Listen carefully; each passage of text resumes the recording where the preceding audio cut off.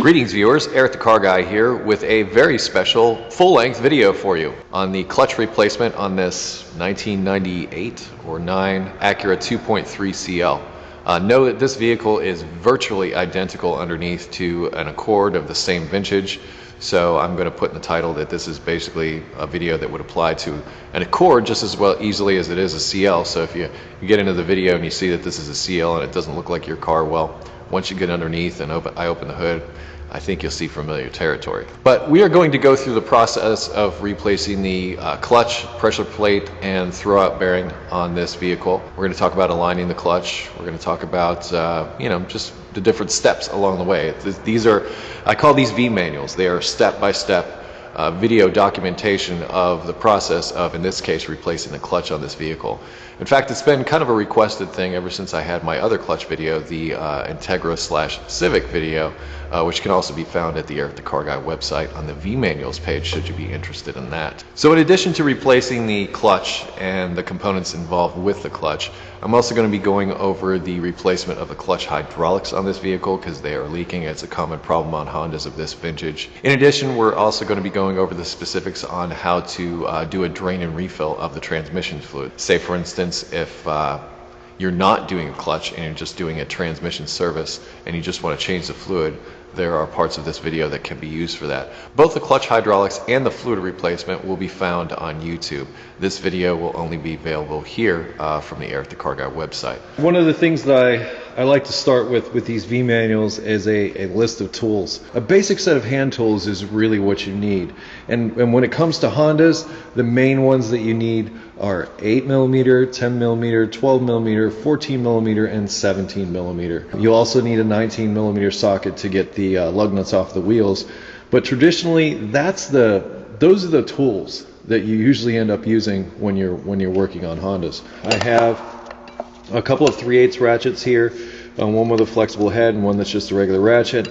I also have a 1/2" ratchet here, a nice long one, and a breaker bar to go with that for those difficult to get things. I also have some air tools over here. Now, I'm going to use as few air tools as possible, but where I do use them, it's either because it's going to make my life easier or because it's going to save me a little bit of time. I'm going to try to minimize my use of this because I know a lot of you don't necessarily have air tools, but I can tell you for many things for this job, having air tools is going to make all the difference. So if you can, go out and find yourself some compressed air. But I also have some brake cleaner and some silicone spray, which I'm not sure if we're going to need the silicone spray, but this is penetrating oil here. So good things to have. But aside from the sockets of the 10, 12, 14, and 17 that I mentioned, here's that 19mm that I'm going to use to remove lug nuts, and here's a 32mm socket that you're going to need to get the axle nuts off. So this one is something that may be outside of your normal toolbox in order to get things. But here we have some 1/4" things. I have a few extensions. I also have a couple of universal sockets. This one here is a 12. Whether or not I'll use it, I don't remember, but this is just my usual loadout that I have when I go to work. Another thing that you might find helpful is I have a magnet in case I drop things, and pry bars. I have a couple of relatively large pry bars here to get things apart. I also have a Phillips head and a flathead screwdriver, an assortment of wrenches in those same sizes that I mentioned of the 10, 12, 14, and 17 size. I have this longer 17, 19 that's actually quite handy at breaking things loose because it's so long. The longer the wrench, the more leverage you're going to have. And a couple of wood blocks would be handy, and I have an assortment of rags here. And lastly, when I go to deal with the flywheel, there's a couple of different ways you can go about this.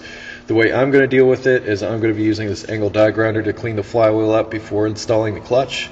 You can have your flywheel sent off to be machined, and also you might even have better results with that. But I'm just using these coarse Roloc discs in addition to an angle die grinder. Okay, there are a couple of other tools I forgot to mention when shooting the video.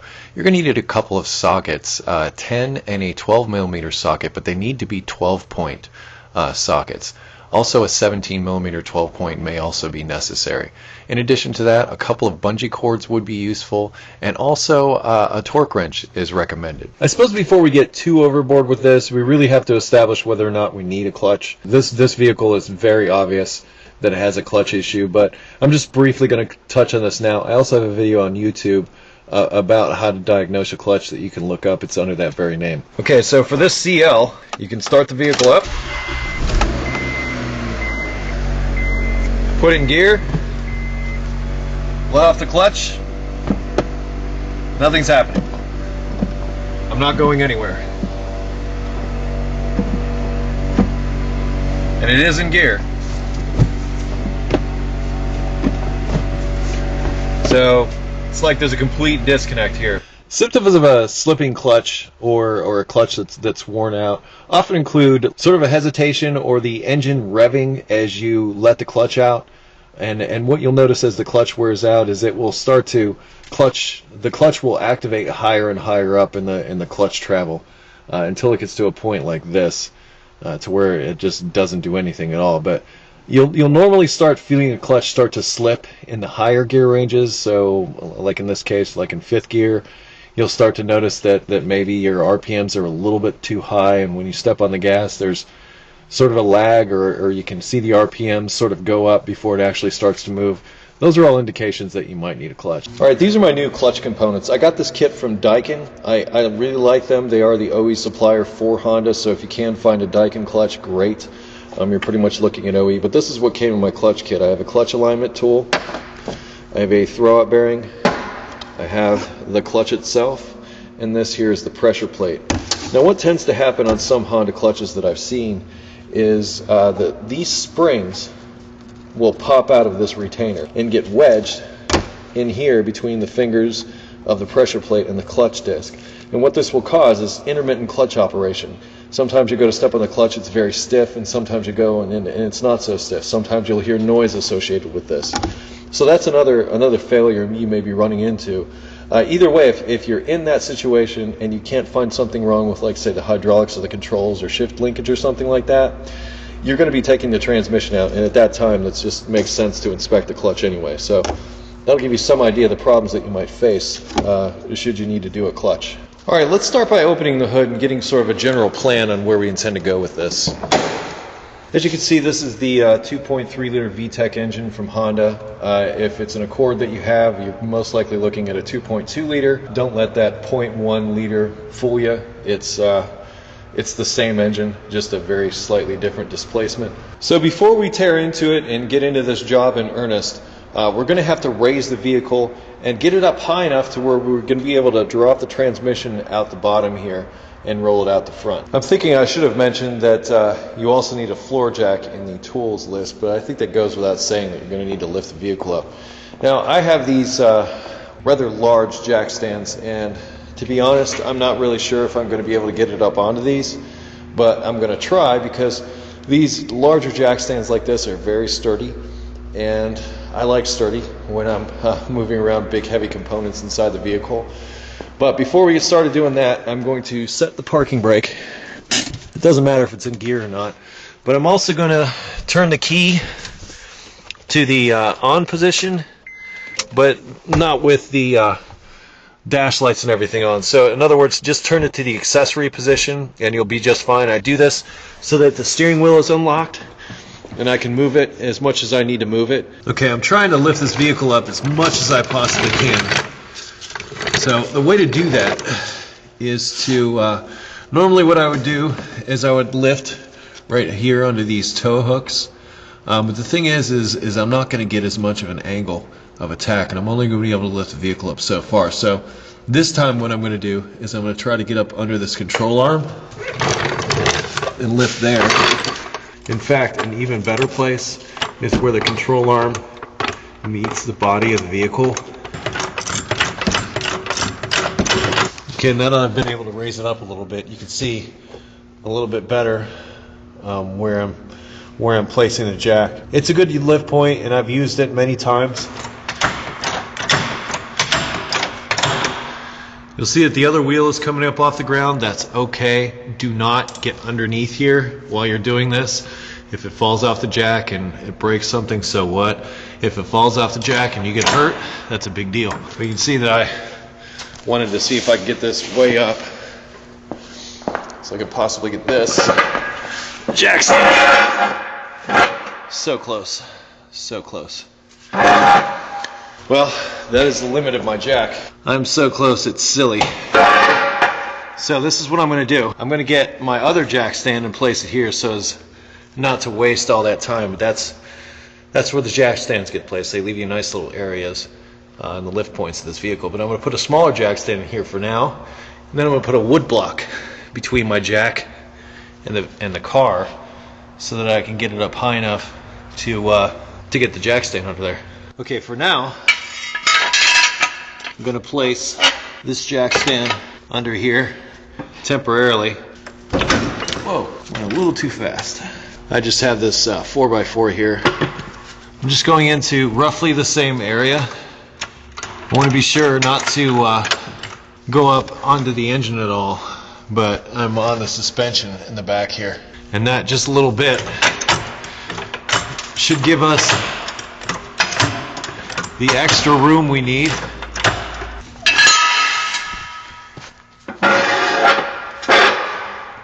Just right. All right, now that we're on the other side, place the jack in a similar place.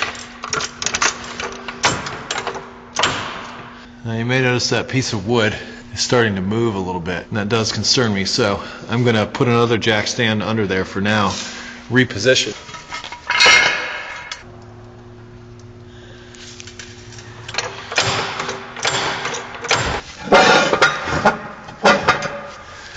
There, I feel much better with these large jack stands. Alright, we've got like the hardest part out of the way. Alright, now the important takeaway here is I want you to picture a transmission that's going to be about this tall that's going to need to come out of here. So it's going to have to be as tall as one of those jack stands. So if you don't have enough clearance, you're going to drop the transmission out and you realize you don't have enough. You'll have to jack the car up then. So in a way, it's kind of better to have too much clearance than not enough, but you want to make sure you have it. Okay, there's one more note I want to put in here before we finish with lifting the vehicle, and that is it's not a bad idea to chalk the rear wheels. I know I set the parking brake, which is good, but that little bit of extra measure of having the rear wheels blocked off, or at least one side blocked off, is going to be an extra measure of safety. When I do these jobs, I start at the top and work my way down. And looking back, I probably could have done everything up top here and then raised the vehicle up. That might have saved me some bending over, but I'm a tall guy, so to me it doesn't matter as much. All that aside, one of the things that I like to use is fender covers. Now I'm about to disconnect the battery, and what that means on Hondas and Acuras of about this vintage is the radios have a special code that needs to be put in order to activate the radio. It's an anti-theft setup. If you have one of these vehicles and you're going to do this job, you are going to need a radio code. And on this model, it is located on a sticker right here, or you may find a little card from Honda with your owner's manual that has that number. But you're looking for that 5-digit code that you're going to have to put into the radio after you're done with this job. And in this case, it's on that part of the glove box. I've seen them located up underneath the hood. Many times you can actually find that little card that I spoke of. But if you don't have that little card and you don't know your radio code and you're without hope of finding one, there is another way. And basically what you have to do is you have to remove the radio from the dashboard, which is not as difficult as you might think. And then on the bottom of the radio there is a serial number. You take that serial number, you call up Honda or you call up Acura, you tell them this is your radio, and they'll be able to type in that serial number on the radio and tell you what the code is supposed to be. Alright, let's start by removing the battery. Now, I think it's no secret how I feel about these type of battery terminals. Don't use them. They're often a problem. But this is going to be a different size than what should be, should be a 10 millimeter, is what normally would be here. And I usually start by removing the negative, and then the positive is a 10 millimeter. While you're here, before I put this back in, I'm going to clean these battery terminals up and these connections, because that can actually cause issues with your electrical system. Then there's two 10 millimeter fasteners that hold down the hold downs of the battery. You may not need to take these all the way off. You might just need to get them far enough to where you can undo the hooks at the bottom. I'll give you a look at that in a moment. If these are really rusty, hit them with some penetrating oil before you start. All right, well this one already unhooked itself as I was undoing it, but you can see these J bolts just sort of hook in to the battery tray there and there. Twist them out of the way, and then you can lift the whole hold down up out of there. It's really nice when batteries have handles on them, but they don't all have them. So what I often do is I'll take a pair of vice grips, clip it onto one of the battery terminals like so. Some people might have issue with this because it can break the connection between the top battery post and the inside plates. I haven't had an issue with that, but it could be brought up. And I'm just going to leave that on there until I go to put it back in. But try to keep all your parts organized. It'll be easier to find later. It'll make reassembly that much easier. Okay, now with our battery out of the way, we can remove the overflow, which simply you can just lift up off of its bracket here. And I'm just going to take it and place it in front of the radiator like this, and it'll be out of the way and I won't need to worry about it. I am of the opinion that I like to remove the battery tray to get at. I just feel like I have so much more room in here when I do that. So there are a few fasteners involved when you go to remove the battery tray. This one holds all these cables on, so all you need to do is undo this. Then there's these 4 fasteners here. Then down underneath here, you'll see that there are a couple more fasteners that need to come undone. Those you might be able to get a little bit better from underneath. I'm going to start with the 4 that we're looking at here. Okay, well, I lied. I'm going to start underneath to get the 2 fasteners that are holding the lower part of the tray out. And those are 12 millimeter. I'm just going to use this 1/4 inch to do that. One thing to note is whenever you're working under a vehicle, strongly recommend the safety glasses. As you're working under here, little bits of rust and debris will fall down from the vehicle. As it does, you want to keep that stuff out of your eyes. It's a real pain once it gets in there. So throw in a set of safety glasses. Ain't going to hurt nothing. And here's the lower side of that tray, right up above this strut rod here.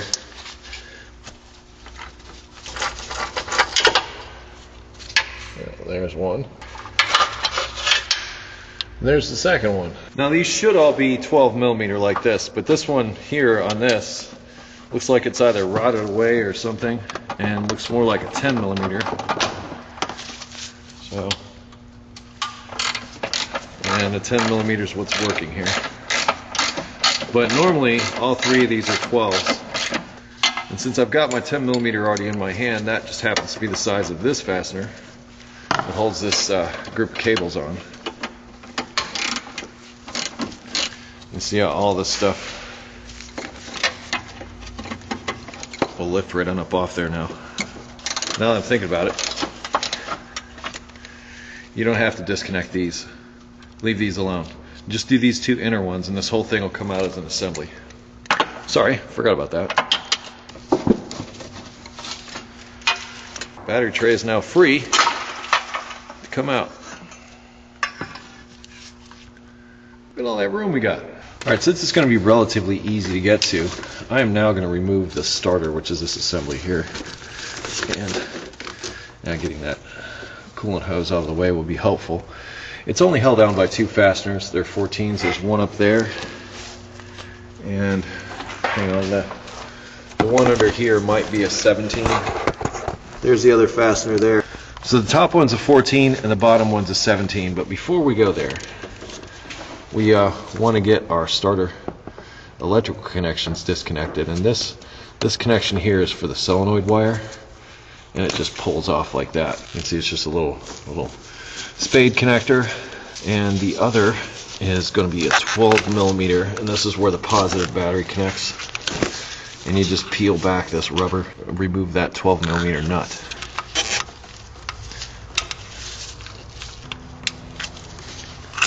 And what I like to do, just so that I can keep track of it, is I'll just take that nut, just thread it onto the starter real quick. Now, both of our electrical connections to the starter have been disconnected. I'm going to start by removing the 17 millimeter underneath. This is also one of the bell housing bolts. Now I'm just going to sort of leave it in there, and I'm going to remove it with the starter just to keep it in its place. This upper one's a 14, as I mentioned. Now we can just remove the starter.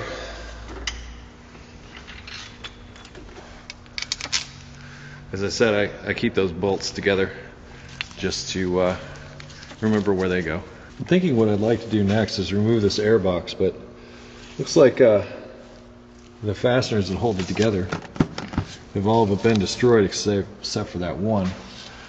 But there's those fasteners back there, and there's one Phillips head screw here for the snorkel, and then there's this fresh air inlet for the PCV that needs to come out. And sometimes there's things like this wiring harness that goes to the map sensor that needs to be disconnected. So keep an eye out for things like that. So there may be some tubes or whatever attached to the outside of it. These will just pull out. You can see, you just pull that part out. And then I'm going to get a Phillips head screwdriver and remove that clamp. Okay, so I'm not removing the clamp so much as just loosening it.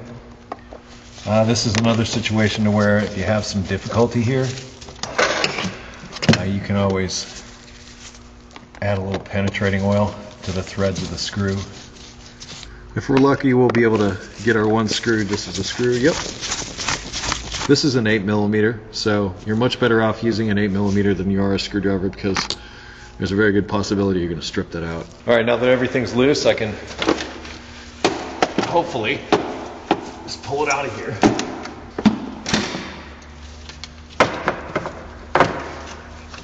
Looks like a brand new air filter. Alright, you can't really call one of these an electrical connection. It's just a bracket that holds this. This goes to the positive side of the starter on. But on the front of the transmission here, there's the ground connection from the battery, and then there's that other connection that holds that bracket on. Rather than trying to mess with this, I mean, you could just remove this bracket. I'm just going to remove the 10mm fastener that holds it on. It might just be easier that way, or at least I'm of the opinion it's going to be easier. And I'm also going to take the 10mm for the engine ground off of here as well at the same time. Okay, you can see that that is the engine ground that I just removed. And voila, a whole bunch of stuff out of the way. And now that those are disconnected, I can just pick them up, even stuff them in the airbox. Now I've got a nice open space down there to work in. I'm going to do something a little different with these fasteners. The one with the big washer was the one that held the ground cable on, by the way, and the other one was the one that held the bracket on. But I'm just going to take these and place them up here by the windshield wipers for now. I often do that. As long as I remember they're there, I'm good. As long as we're on the topic of electrical connections, this is the reverse light switch here that just pull apart, or should just pull apart. That one there and that one there. If you hadn't noticed, this is the slave cylinder. This is what actuates the clutch linkage here for the clutch fork that goes through into the transmission. Now that is actually held on by that bell housing fastener. So there's a clamp that holds that pipe on there. I will get to removing that when I get this other thing off. So we're not actually going to open the clutch hydraulics when we do this. We're just going to disconnect them and move them out of the way in the same way we just moved that wiring harness. I guess the next thing I want to do is the shift linkage. Okay, at the end of these bellows that you can see here are the components for our shift linkage. One for like an x-axis and one for like a y-axis as far as the position of the shifter. So as you shift, these move and correspond to different gears. To get them off, it's not all that difficult. But one of the first steps is removing this cotter pin. And you do this on both of these. You've got these long cotter pins. And yes, I do often reuse them. The reason I reuse them is because these really thin cotter pins like this are sometimes difficult to find. Once you get that compressed, you've got to pull that other part out. And I usually get a pair of side cutters to do that with.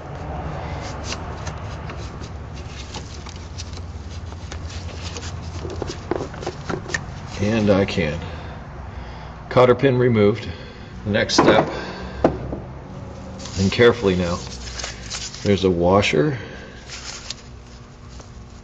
Actually, a sandwich of washers, I think.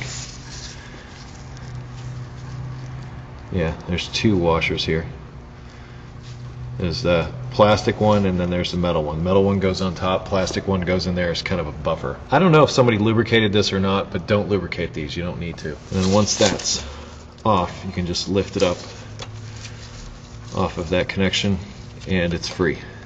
Now you got to do the same thing to the one in the back. Once again, I'm keeping stuff organized up here by the windshield wipers.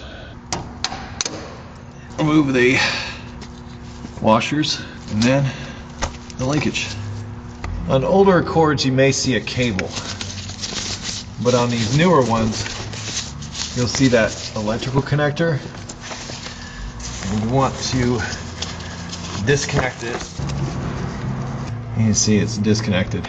There is a bracket / wiring harness right here that needs to come loose. Now the front part is just sort of hooked in up here, but the part in the rear hooked on or clipped on at the top, and it's almost impossible to show you. Just barely see it there. Right there, a clip underneath that radiator hose that needs to come undone. Use a pocket screwdriver. Go up underneath the center portion and lift up, and once you've done that, you can pull back on it and it's released. See, I just sort of pulled it back, it's hooked into that part. And now you can come over here to the front where it's hooked in, push it back towards the firewall or bulkhead, and it will, I just slid this out of here, and it slides into that slot on there. This will let you get the rest of the bracket out of the way. And if you want to, you don't have to, but you can also disconnect the coolant temp sensor, or maybe that's the fan switch, I don't remember, the gauge, and then underneath that is yet another connector. Like I said, one of these is for the fan switch, and the other is the coolant temperature sensor. I think this one back here is the coolant temperature sensor. I think this one up front is a fan switch. I don't remember. But that can help give you a little more room and leeway, because you see right back here is a 12mm fastener that holds a bracket that holds that linkage on. The reason why I did this is so that I could get to that fastener there, and then there's two more on the opposite side. They're 12mm fasteners, and once we remove that, we'll have the shift linkage assembly up out of the way. You are looking from under the distributor, and as I said, there's going to be three fasteners. They're 12mm that hold this bracket on.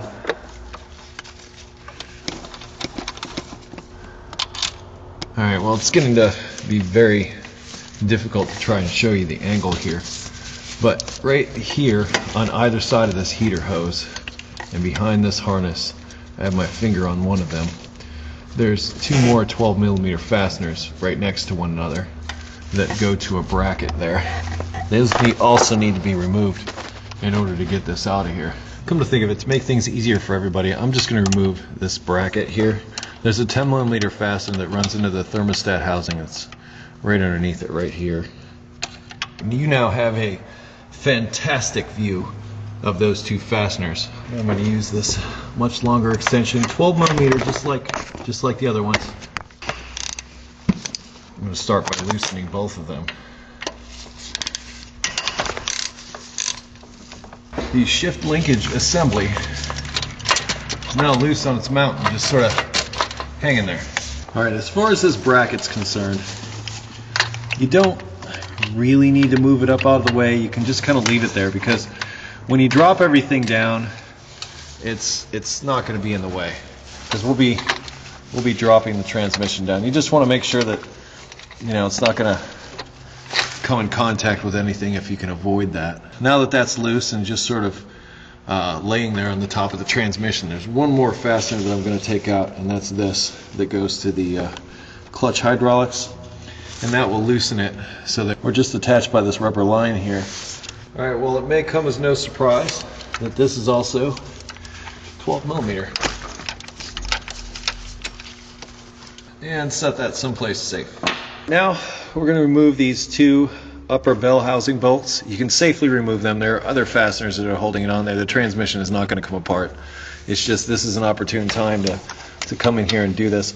These are both 17 millimeter in size. For this part, you may need to go 1/2 inch because these will probably be in there a little bit.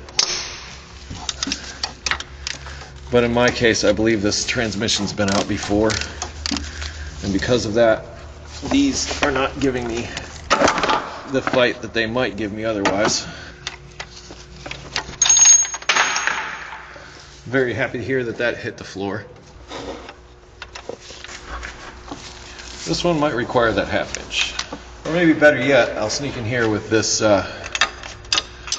17-19 wrench that's super long, just to get it broken loose.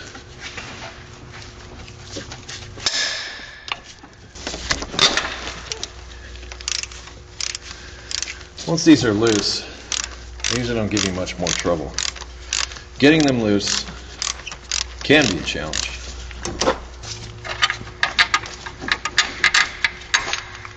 And finally, we're going to turn our attention to the slave cylinder, which is held on by two 12 millimeter fasteners on the front of the transmission here. With that last bell housing bolt, we got the last of the things that was holding this in place out of the way. Now that I've broken it loose, I'm going to switch to 1/4 inch. Now the slave cylinder can easily slip out of here. Alright, now I'm just going to try to move this slave cylinder just to where it's not going to be in my way. And right about there really should be good enough. I don't really need to get crazy, I just need to get it out of the way. I'm going to do one more thing while we're here. There's going to be a couple of different ways you can go about this as far as this front support. And for me, for my money, I like to drop the front support out. It gives me a little bit more room. It's, in my opinion, not that difficult, so I do it. But in order to do that, I'm going to have to disconnect this front engine mount. Now, I'll show you later at a place in this video where you can skip this step if you so choose. It's going to be entirely up to you. But this is a 17 millimeter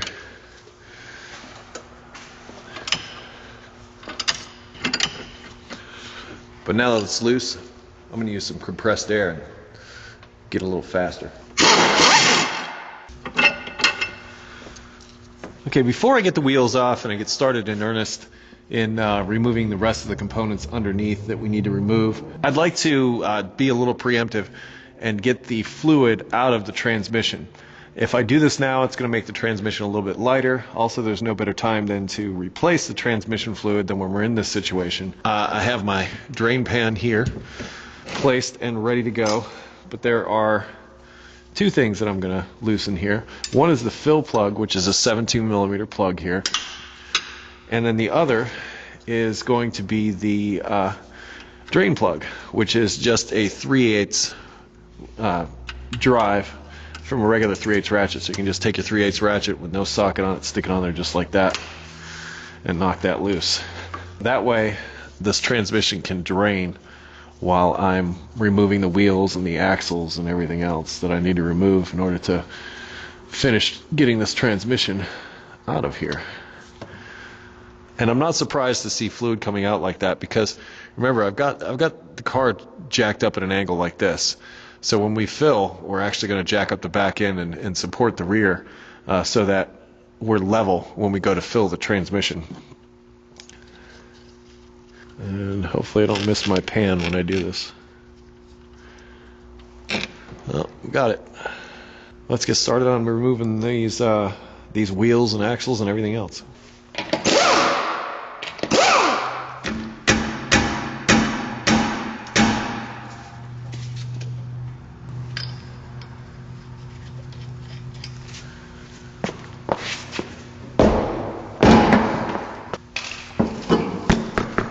Sometimes it takes a little more effort.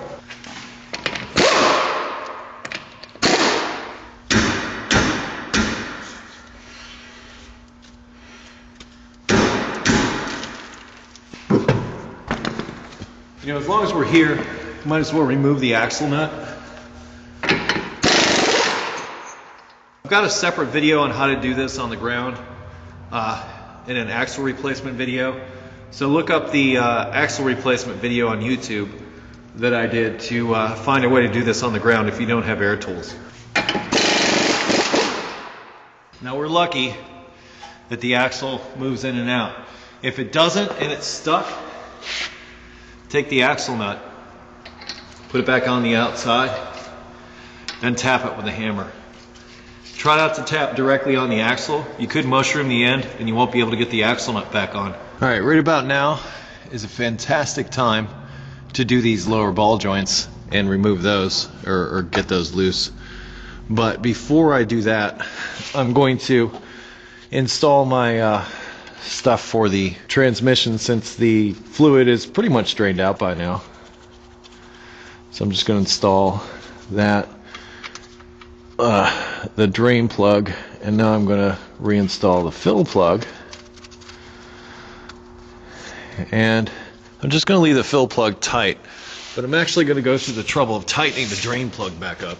This way all I've got to do is tighten the drain plug, or I can easily remove the fill plug, but I can just make sure my drain plug is tight now, since I'm not going to be removing it again.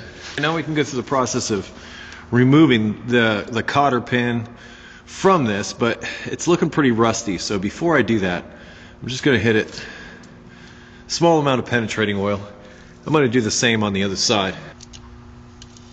I am of the opinion that removing these cotter pins in the best way possible before you try to remove the ball joint nut is the best way to go. There are some who believe that just running the nut over the top of the cotter pin and then knocking the old pieces out later is a good way to go. To each his own, I say. But this is the way I do it.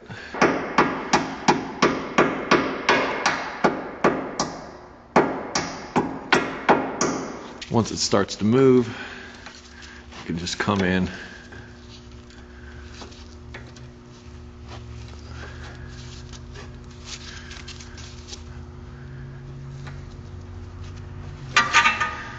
and voila, the cotter pin's removed. I prefer using this method just because I sometimes reuse these depending upon if I have the correct size or not, but also because I find this easier than to try to knock it through the ball joint after the fact. It's a personal preference. Try to put that cotter pin someplace where you won't lose it. It's a good idea to replace it. I have many times in the past not replaced them, but I will be replacing them for this video. It looks like I'll have to get out some half-inch stuff. There's also more than one way to handle this next part. Some people will choose to use, say, a pickle fork and stick it up in between here to pry this ball joint away from this lower control arm. Now, valid method, but personally I don't do that because I feel that it will tear up this boot, this dust boot for the ball joint, so I don't do it that way. Another method would be to disconnect the through bolt for this wishbone here, which is something that we're going to have to do anyway. Take like a socket that just barely fits in here, and once this wishbone is disconnected, you can push down on this assembly, on this knuckle, and when you do so, what will happen is having a socket wedged in here will cause this ball joint to break loose. I've seen that. It's actually a very effective way of doing this, and it's probably even better than the way I'm about to show you. But the way I'm about to show you is how I personally have done it for years. I'm going to go in with my hammer and I'm going to hit right here on the lower control arm. The adage is hit what it goes through, and what it goes through in this case is the lower control arm. And when I'm hitting that, it's basically going to knock this ball joint loose from the lower control arm. At least that is the plan. So for this side, I'll be hitting on the back side here.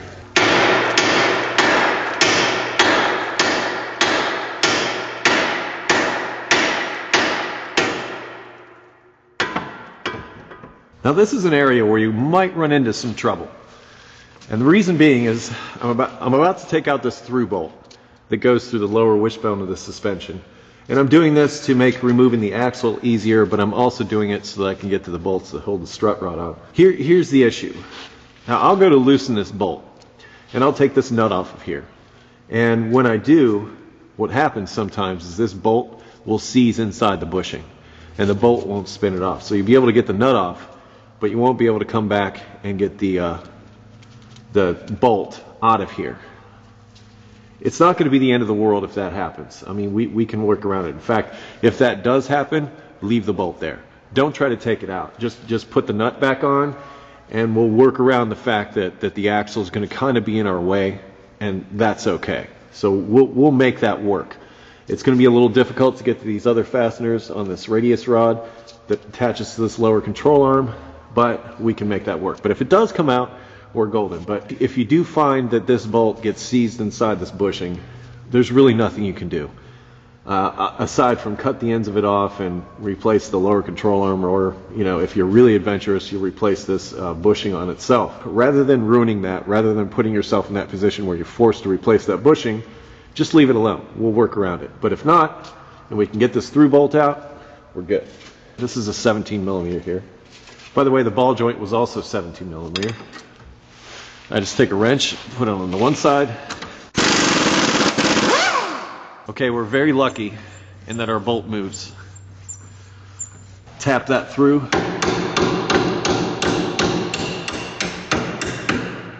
You can actually see the rust here. And that's what you're up against. This will rust solid inside this bushing. All right, I just thought of something before I take that bolt all the way out. Is it's going to be a lot easier to get this out of the lower control arm with that out of the way. So I just, as you saw, lift it up, pull the axle through. So now I can finish taking this bolt out.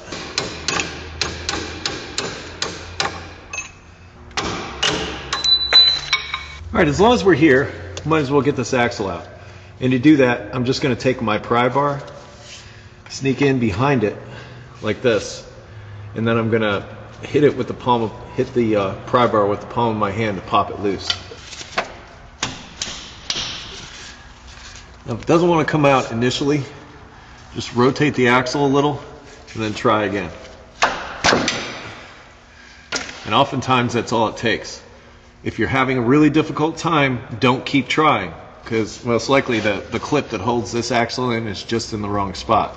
So usually just turning it a little bit, you'd be surprised at the results. So give it like a quarter turn and try it. If that doesn't work, give it a quarter turn, repeat until you have success. Once you've broken it loose, it's really just a matter of pulling it the rest of the way out.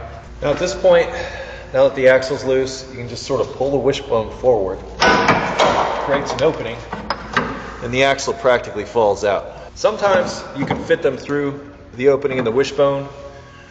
It doesn't happen often, but now that it's out, put it someplace safe where it won't get disturbed. And by the way, this is the C-clip that I was talking about, that sometimes you just need to rotate it just a little bit in order to get it to a better place for it to pop out. Now that the axle's out of the way, we can get to these two fasteners here, which connect to this radius rod or strut rod that goes to the, I guess we'll call it a subframe or core support assembly, but it's going to be a lot easier to get to these. And what I'm going to be doing is I'm going to go up with this long wrench.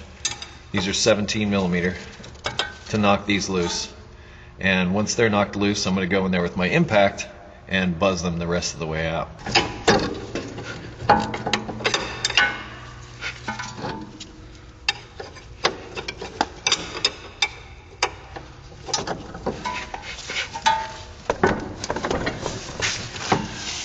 Well, in some cases, you may need to get the breaker bar out, and you may need to get an extension.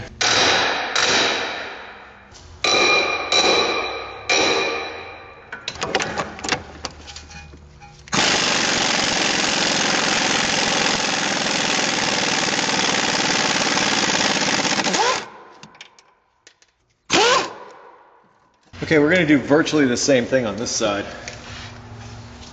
But first, I suppose we should disconnect that ball joint.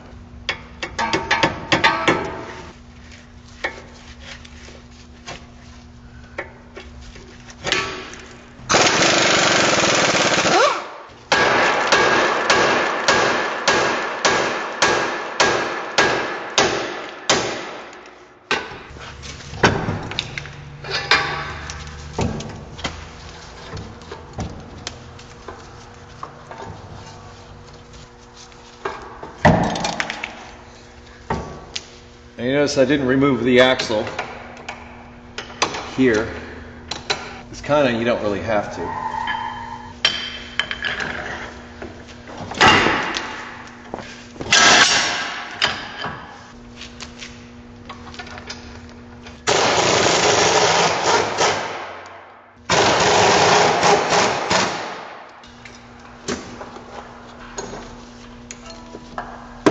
Now you'll notice that I didn't take the wishbone bolt off on the driver's side, and I did that for a good reason, because we don't really need to get this axle all the way out. As you can see, this side goes into an intermediate shaft, and this axle is clipped into that intermediate shaft, so we remove this a little bit differently. I usually take a hammer and just sort of tap on the back of the inner joint, and that usually does the trick. I did say it usually does the trick, did I not? Same drill as on the other side. Give it a spin. All we're looking to do here is get this guy out of the way. So you can just push the knuckle out of the way and just pull that back. That's all we need to do. Now we can get to our intermediate shaft and we can remove that. All right, some say you would not need to remove this intermediate shaft in order to remove the transmission, and I would agree with them. However, I do it because it's one more thing that you have to line up and guide in. If you remove it now, you don't have to deal with it. And to remove it, there are 3 14mm fasteners. There are 2 at the top and 1 here at the bottom.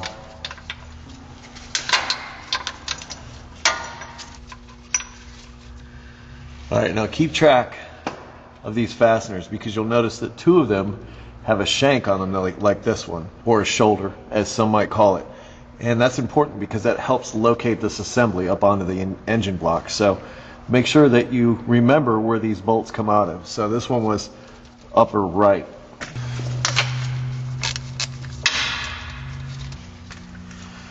Okay, and we'll note the one on the upper left does not have a shank or shoulder on it. Lastly, we have this lower.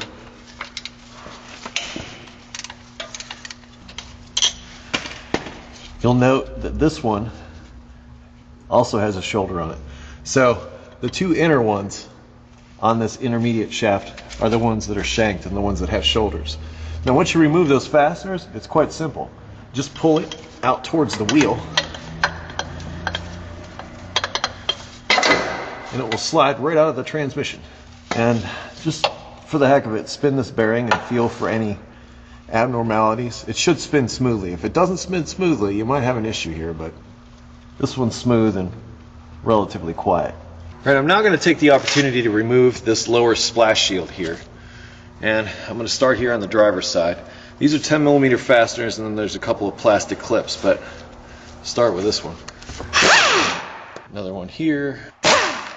Another one up under here. And here in the middle. Forgot one here on the end. Opposite side on the end.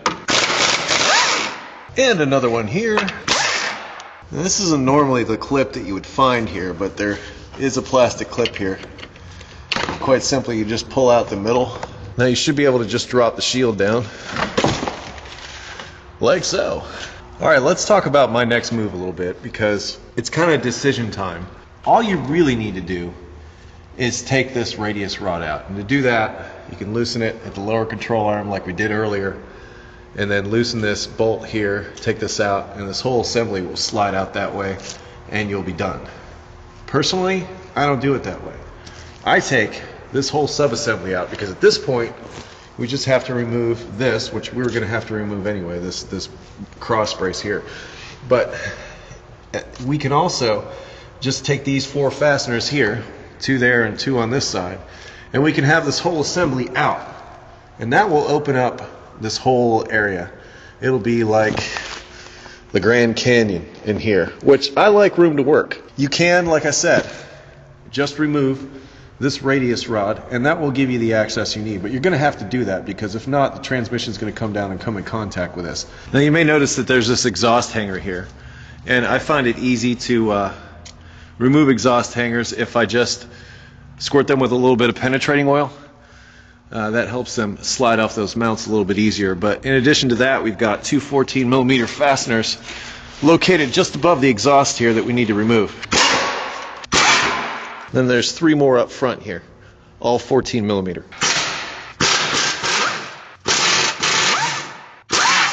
All right, you can decide whatever you like, whichever one comes out easier, which apparently that one came out easier in that case. You can just leave the hanger right there. Okay, now we'll remove this subframe assembly. To do that, there are two 17 millimeter bolts on either side.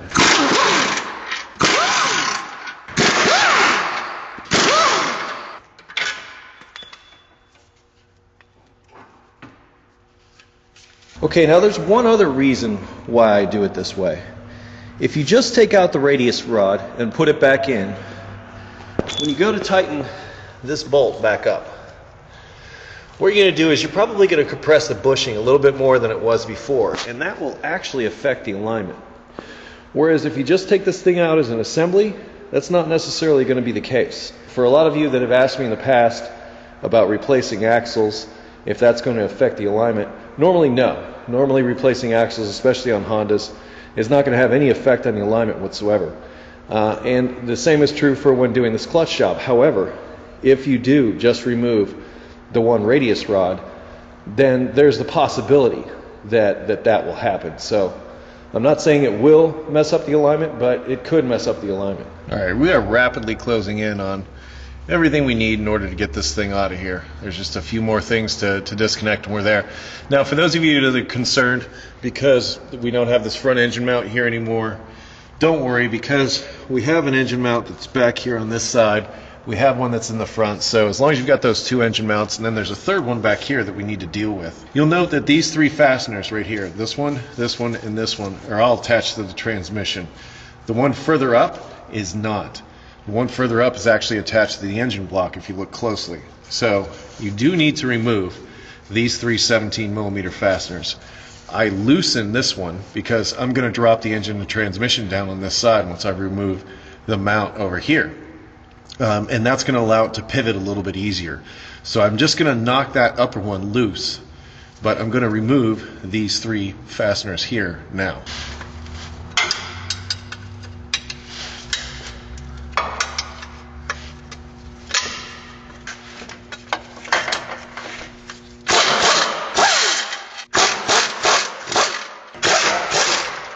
Okay, what you'll notice is that this one here at the bottom is the shortest.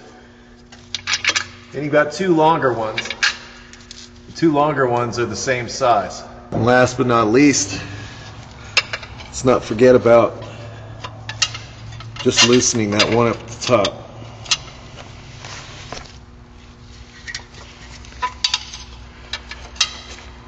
A couple of turns ought to do it.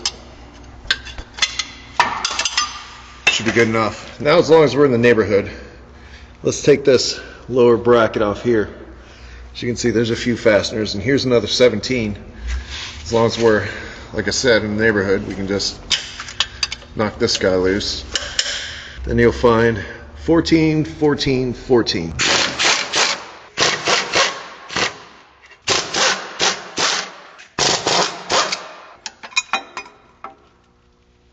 All right, I almost forgot about the hidden fastener. And it goes into the bell housing, it goes into the engine block from this angle. In fact, you can barely see it right there in the frame. Okay, to make life just a little bit easier, I'm going to remove this bracket for the lower intake manifold. And it's attached by two fasteners. You got one up here, 12 millimeter, and one down at the bottom here on the engine block. You can leave all those electrical connections and everything still intact, because you just want to, and it will stay in place. You just want to get to that one bolt on the back of the engine block. There we go. Now we can see the fastener a lot better, and get to it a lot better. Everything's better.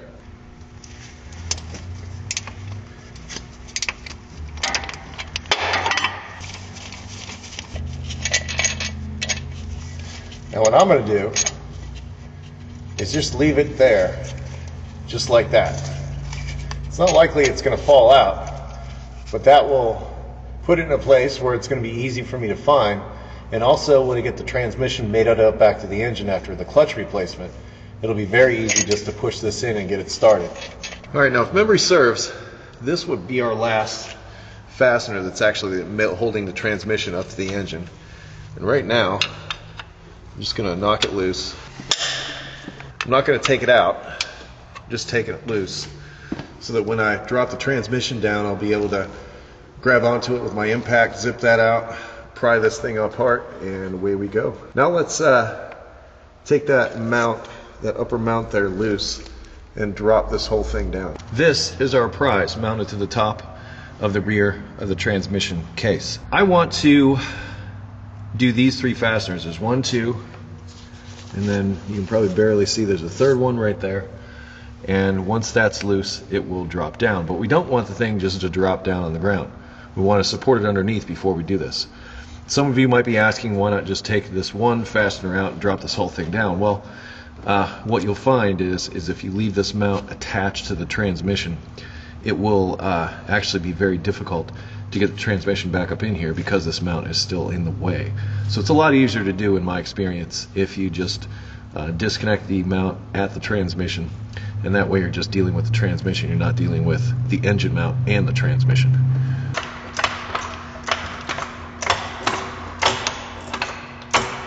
I am just going to knock this mount loose and drop this down, but it's going to need a pivot. So rather than leaving this solidly mounted, I'm just going to do this and knock this through bolt loose, so that way my mount has a little bit of play, so it can move around a little. All right, let's go back here and get the hard one first.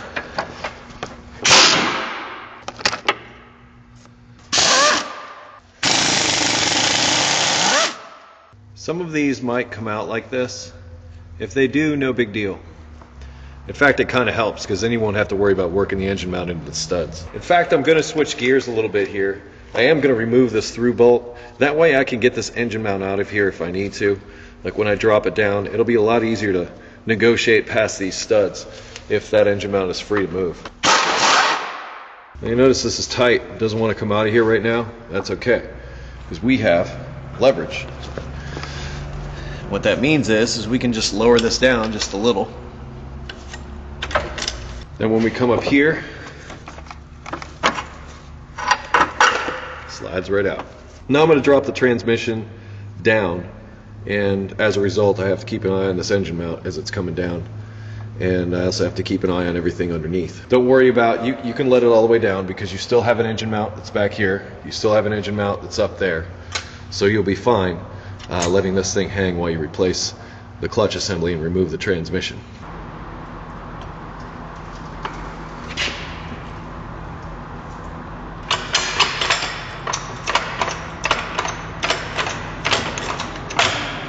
Alright, let's see if we can remove this engine mount, or transmission mount. Would probably be a more applicable term. There we go. Now we don't have to fight with this. Alright, as I said, I believe this is our last fastener, and I'm just going to remove it now. I know the transmission's not going to fall out. I'm going to want this handy for when I go to reinstall the transmission, so I'm just going to take it, just sort of stuff it up in here for now, that way I can easily grab it so that I can install it. Alright, now I'm going to take one last look around at stuff, and actually I see something right here, and that is the clutch hydraulic line. Looks like it'll get caught on this shifter, so as I'm going to drop the transmission out, I want to avoid having things like a hose like this that could potentially get hung up on something. So I just wrap that over to the top there, so that when I bring the transmission down, it's not going to take that hose and rip up my my clutch hydraulics. But now I think it's probably a good idea to support the transmission. I have my floor jack here and ready to go up underneath here so that I can do that. And in this part of the video, I'm not going to be able to show you the specifics, because I'm going to need to make sure that I don't drop this thing on my head. But I'm going to go in to different areas between the engine and transmission with my pry bar, and I'm just going to pry it loose and work it loose until it is loose, and then once it is, I'm going to lower the whole thing down and drive it on out of here. So you're going to be locked off at somewhat of a distance, so that I can do this. But like I said, that's mainly so that it's for my own safety, so I don't drop this on my head. But I think once you're to this point, you're pretty much there, because all you got to do is remove the transmission. You know, I'm sure you can figure it out. I showed you where all the fasteners and everything were. You just have to be very mindful and very careful. Manual transmissions are not as heavy as automatic transmissions, yet you still don't want to drop them on your head. So be very careful when you're doing this.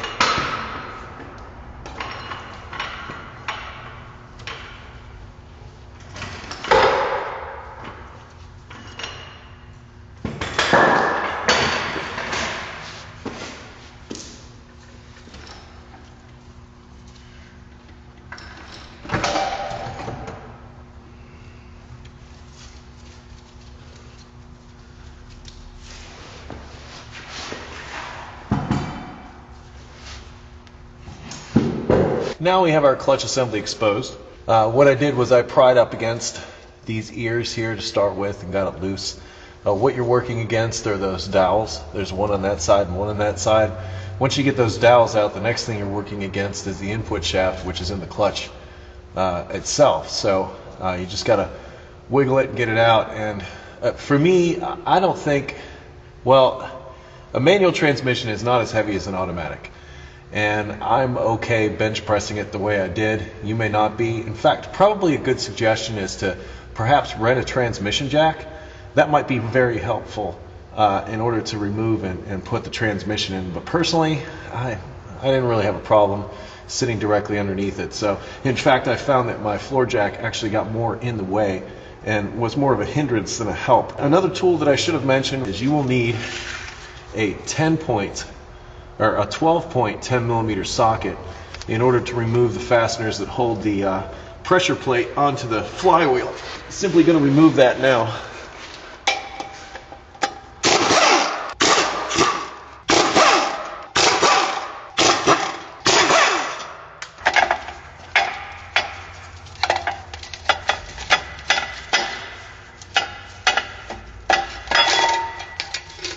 Here we can get a better look at the flywheel. You can see some cracks, some burnelling in this area, but I can assure you this is okay. I know this got really hot, but I've actually machined flywheels, and I can say that you can more than likely machine this out and everything will be fine. However, due to time and cost considerations, I am not going to machine the flywheel as I stated earlier in the video.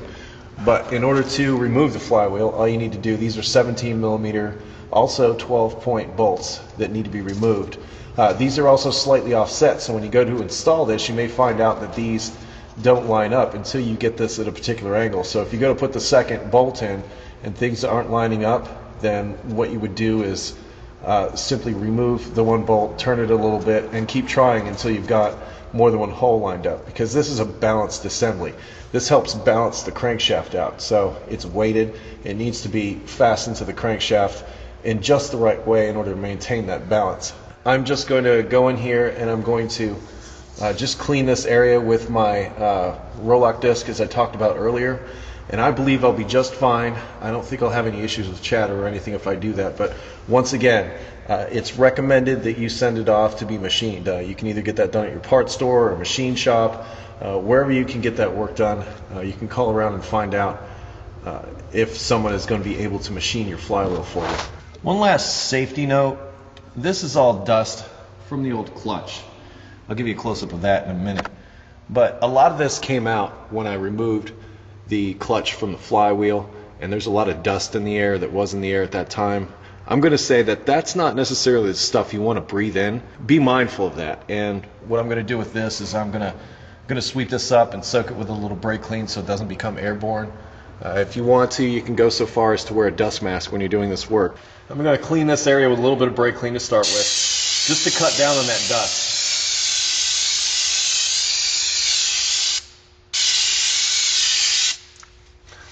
That was just brake cleaner that I used to do that with. Now, before you demonize me for doing this, I want you to see what the results are. I think you'll be surprised. But I'm just going to go around with this disc. I have a brand new disc here, and I'm just going to clean the area, and you can check the result for yourself and see how you feel about it.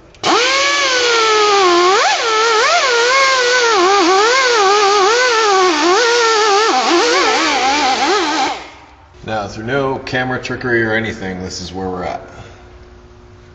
And you can see the finish that I got just with that Roloc disc.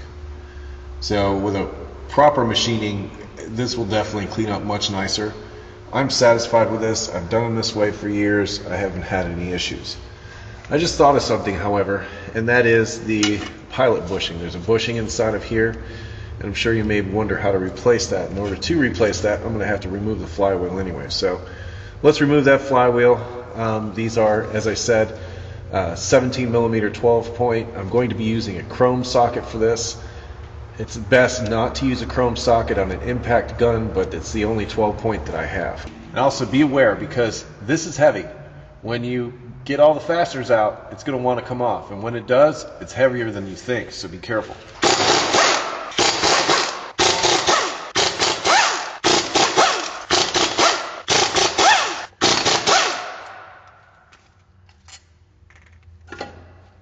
What you're looking at here is the rear main seal.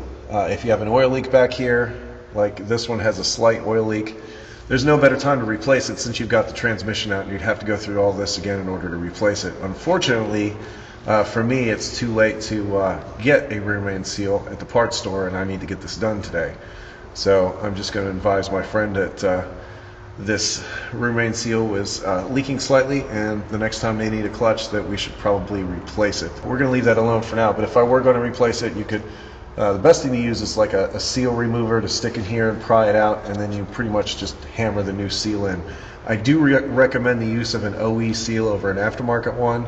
Aftermarket one will work okay, but you're sure that the OE seal will work correctly. So just an FYI for you. And also, before installing the seal, take a little bit of grease and put it on the inner lip of the actual seal itself.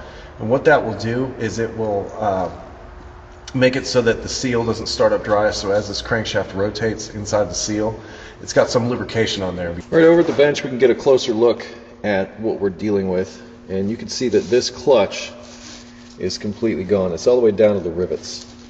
So there's just not enough material left there to even grab onto anything. This is the new clutch here, so you can compare the two side by side, and you can see the clutch material that's worn away. In fact, I'll even try to give you a thickness comparison, and you can definitely see that this clutch is pretty much no longer of this world. Here's another look at our flywheel that could give you some idea of how it turned out. Is it perfect? No. But is it good enough? I think so. Now that bushing is located here, and it's hammered into the back of the flywheel. So what we're going to do is we're going to hammer it back through this way. Probably the best way to do that is I'm going to set it up here on my vise so that it has some place to go. And then I'm going to take a drift punch and just sort of catch the lip of it and knock it back through. You just catch the lip of it.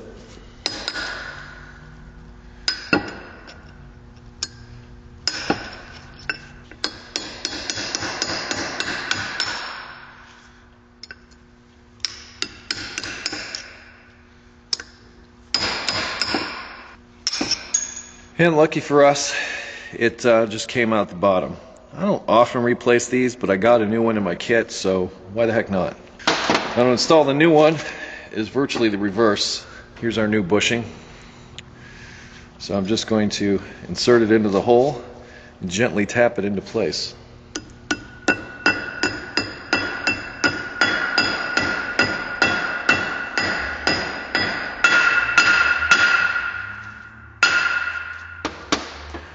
Now that it's flush, we're all set. Here's a tip for you before you get to installing things. And I haven't put the flywheel back up on the engine yet, but before I do, I'm going to take my clutch alignment tool, and as you can see, it goes very easily into my new part.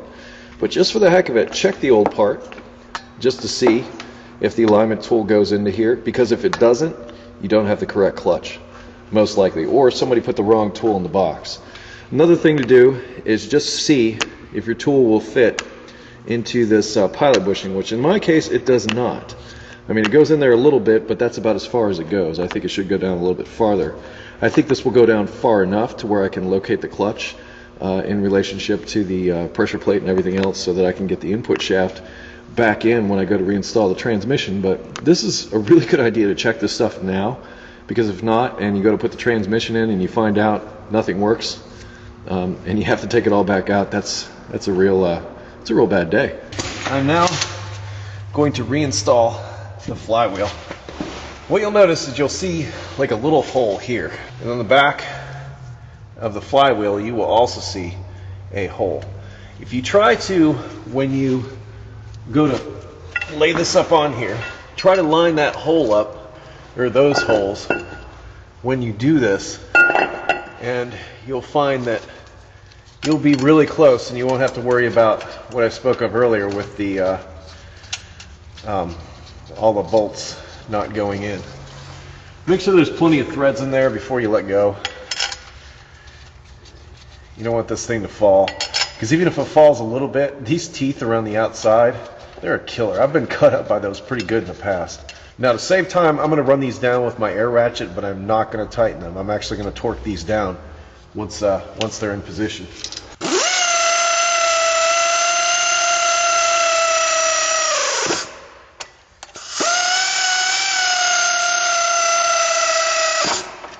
The torque spec is 80 foot-pounds, and just like I ran them down, I'm going to go in a crisscross pattern. I'm going to try to hold the flywheel in place as I do this, and try to go quickly so that I can get the click out of it before turning the engine over, which is not going to be possible. So I'm going to wedge something in between the teeth of the flywheel and the engine block. They have a tool that holds the flywheel in place for doing stuff just like this.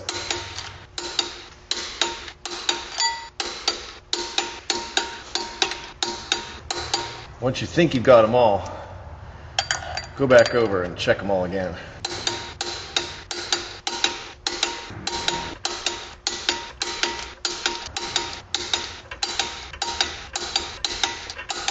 Alright, I'm assured that I got all of these now. So let us install the clutch. I'm going to start at, yeah, I don't think it's going to stay up here. Very important. You'll notice when looking at the cross section of the clutch that one side sticks up. This side is, I believe, called the hat. You do not want to put this side towards the flywheel. If you do, then I don't even think it'll bolt up. So you want to make sure that this part is facing you, this raised area of the clutch itself. So make sure that's facing you. The second thing, and that's before you install the pressure plate, hit it with a little bit of brake cleaner and then wipe it off with a clean rag. The reason for this is this has a rust inhibiting coating on it. It's called Cosmoline. And that rust inhibiting coating, there's little bits of my rag there, but that's not going to make much difference.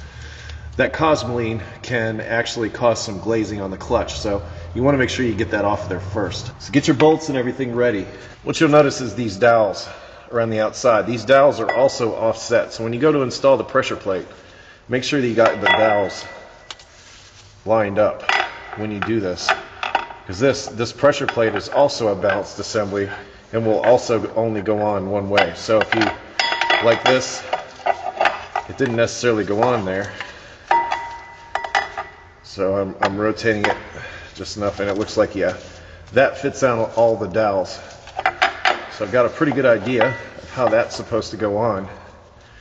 I'm going to take my clutch, put it in between the pressure plate,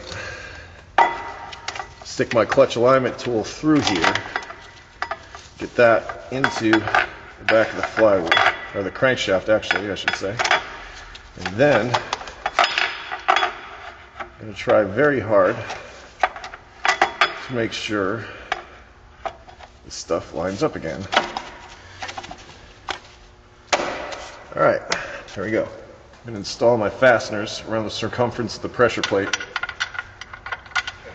In much the same way as I ran these fasteners down when doing the flywheel, I'm going to do the same thing with this pressure plate. However, what I'm going to do is I'm going to try to hold this clutch alignment tool as straight as possible. And as I'm tightening, I'm going to wiggle it a little bit. That wiggling is going to help center that, because that's what you're trying to do. That's the whole purpose of having this thing here. In fact, you can see when I let it go that it goes to a different place. So you want to try to push it in and get it as centered as possible, because that'll make installing the transmission that much easier. In addition, these also have a torque spec. So I'm just going to be running these fasteners down snug. I'm not going to be tightening them, but what you'll notice is that the pressure plate itself is going to get locked into place very quickly after you start tightening them down, so it's not going to be able to move. So initially when you start up, try to keep it straight and wiggle it a little bit, and that'll help center the clutch inside the assembly.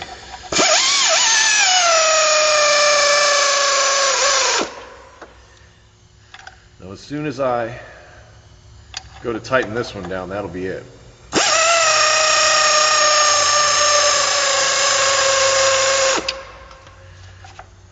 So I want to make sure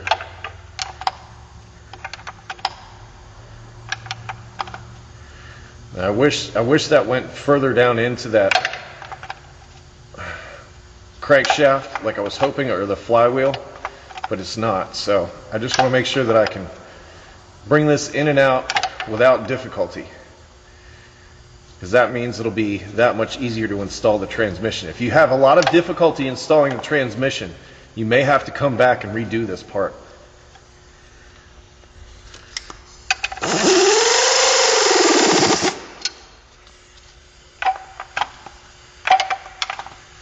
Fairly satisfied with that.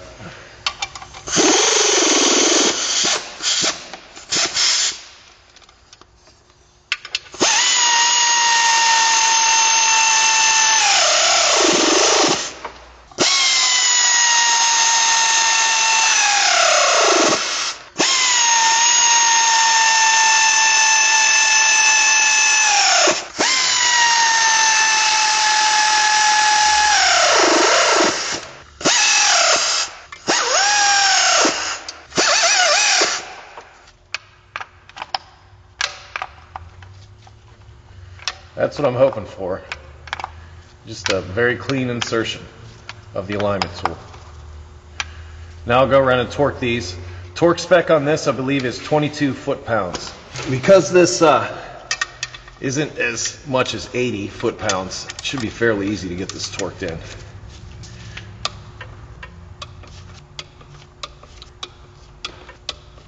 And once again, I'll go around and make sure I got them all.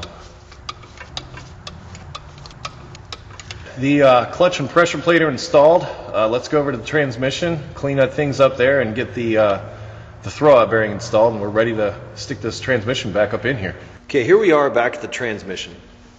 Before I get started, for the same reasons that I also cleaned up the flywheel before I did anything, I'm also going to hit this with a little bit of brake clean to keep some of the dust down. I'm also going to take my rag and I've got some older rags here. I'm just going to try to get this cleaned up a little bit. Now I'm going to take the shift fork out and throw it bearing, and that's not that difficult. It's sort of spring loaded. You can just sort of pull up on the shift fork or the clutch fork, and it should come up off its little perch there. There we go. Have our throwout bearing, which you can hear a little bit. Sometimes if there's a noise as you're pushing on the clutch pedal, it'll be this. And anytime you do a clutch job, I always replace the throwout bearing just to avoid issues. It's a wear item. And our clutch kit came with a brand new one, so we're good. I'm going to finish cleaning, especially where the throwout bearing was riding on this shaft here. Alright, now I don't have to clean the entire bell housing. My main focus is going to be on where the moving parts are located. And then just into that, I'm going to clean my shift fork, sort of wipe those. You can see those shiny spots are where it hooks onto the throwout bearing, like so. And when you step on the clutch, it pushes the throwout bearing against the inside. So a couple of areas of interest are down here inside this area. Make sure that spring gets down in there. Down here inside this area, and any place moving parts will touch is where we want to focus our attention. This is the part where there may be some speculation. And I say some speculation because I'm sure different people do things differently. I'm going to show you what I do. I have used these methods for many years without issue. Now I'm going to take a little bit of copper NICs and I'm going to put it right on this ball here.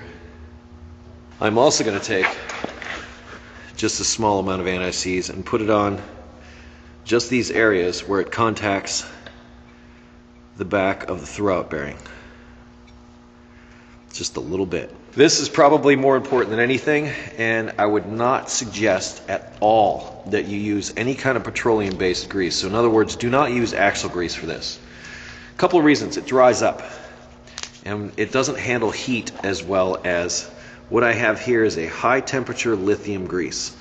This is what Honda gave me to do this with. And what I'm doing, I'll give you a close-up of this when I'm done to show you how much I actually used, is I'll just take like a little fingerful and I'll go right where the throwout bearing rides on the nose of the transmission. And I can't stress enough how you don't want to goop this up. You just put enough of a coating on here.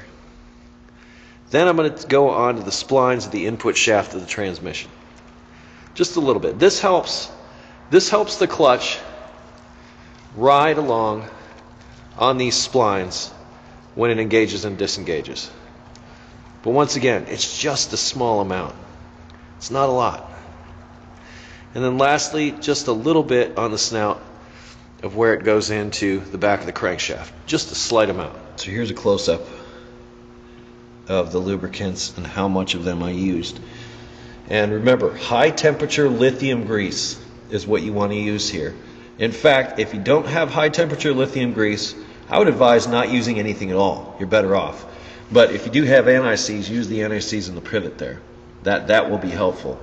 Otherwise, just leave it be. All right, we need to do two things kind of at the same time. We need to get our shift fork in, and we need to get our throwout bearing on at the same time. The rubber boot back here, you're going to need to insert this through that rubber boot, and you're going to try to keep it in place. Oh, one more thing.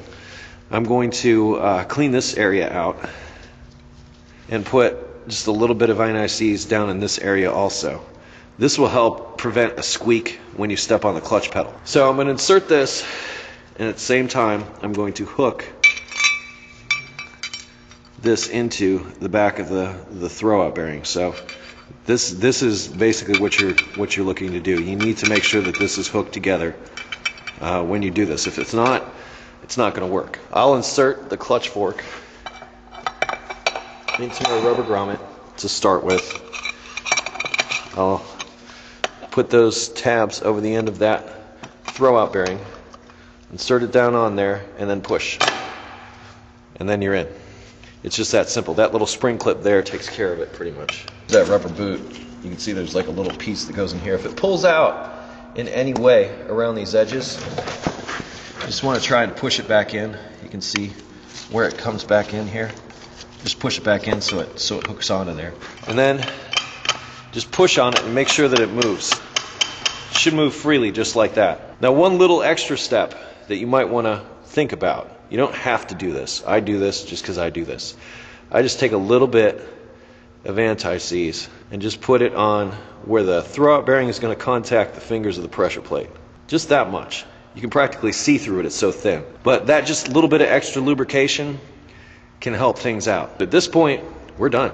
We're ready to install this thing back up on the engine. Okay, before I put this transmission back up in here, which you can see it's kind of ready to go and laying down there, I'm going to say two things. One, it's probably not a bad idea to have a transmission jack. You don't have to bench press the thing up in there like I'm about to. And just make it easy on yourself. The other thing is to keep an eye out for this stuff up here, because like your wires, that kind of thing can get trapped in between the bell housing and the back of the engine block. And if that happens and you pinch one of these wires or connectors or something, it's going to be a very bad day indeed.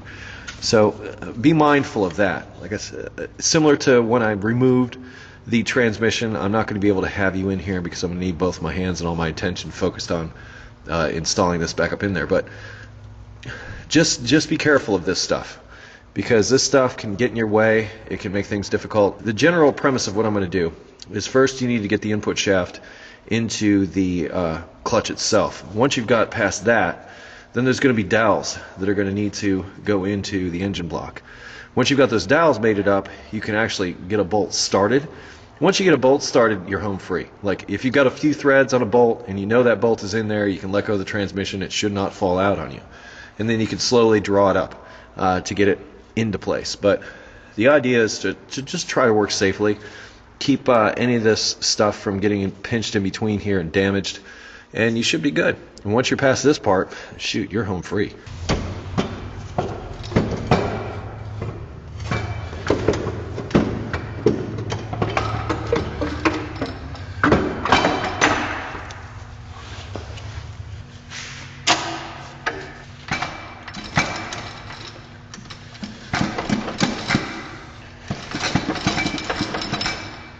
Take that bolt, since it's handy, try to get that started. I got the one bolt started, so I'm a little slightly less dangerous now. Now I'm going to reach around the back, and that bolt that I left up in there for just this type of thing, I'm also going to get that one started. You may have to wiggle the transmission around in order to make that happen.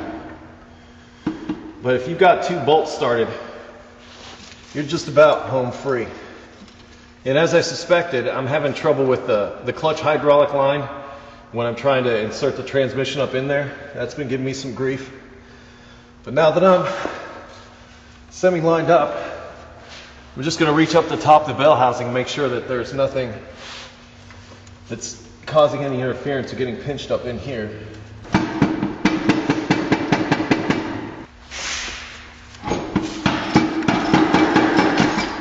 Now I'm going to get a ratchet, run those down a little bit.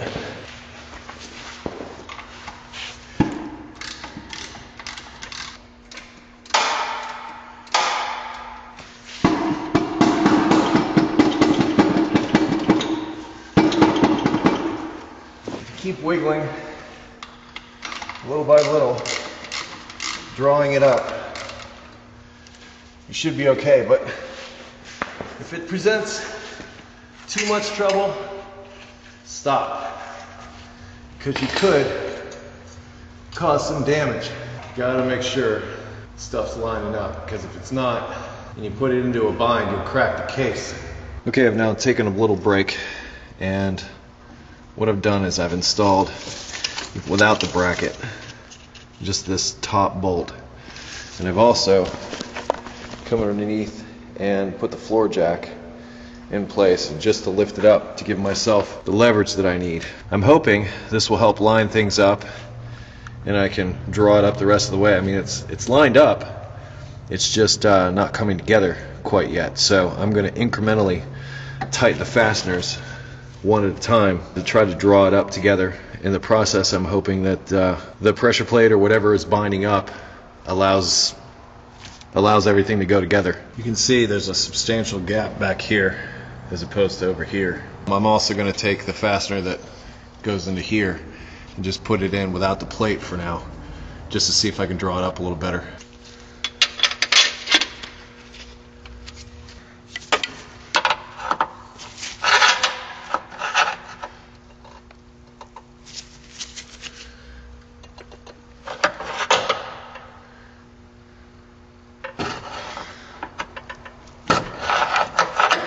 Prying this into place actually is somewhat effective.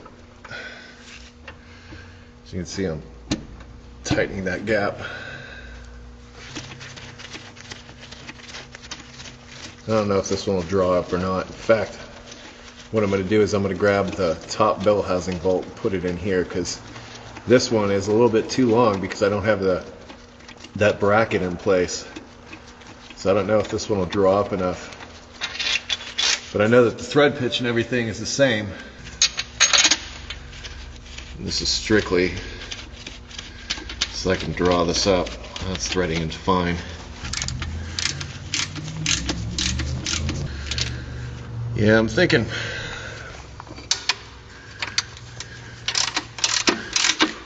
that when I got this up in there, when I was putting the pressure plate on, just like I spoke about,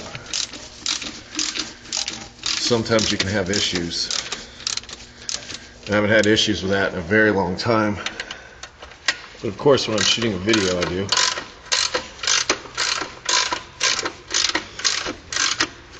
It's actually drawing up okay. If you get to a point where it's starting to get tight and you don't see it drawing up, then stop.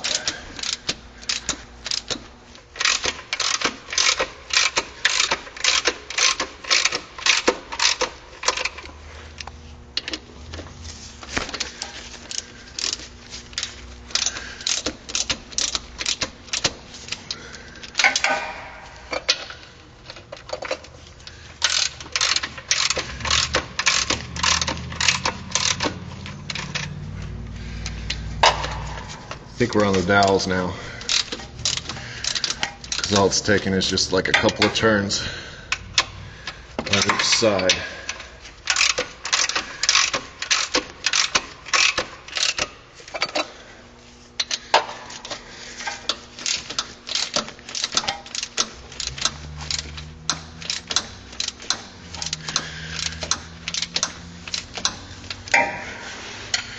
This upper bolt seems to be going in okay, so I'm going to draw that one the rest of the way up.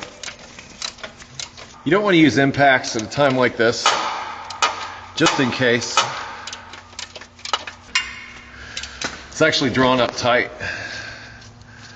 Now I'm going to remove this guy because it doesn't actually belong here. I have two fasteners in, all the way in. Sometimes they're a fight, like this one was.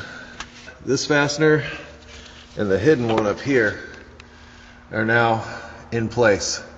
So from here on out, it's basically reverse of removal. All right, let's talk sit rep. I have backed this bolt out. I'm just going to sort of leave it hang there for the moment. And then I've inserted this one here in the back and gotten it started. I'm going to tighten this one down. That'll mean that I've got three that are holding the transmission in. Transmission's drawn up flush. It did take a little bit more effort. I think maybe I didn't get my clutch alignment quite right, and that's what caused it I mean, it drew up. It wasn't like it went into a bind or anything like that. So if it had, then I would be a little more concerned. But I think we'll be fine here.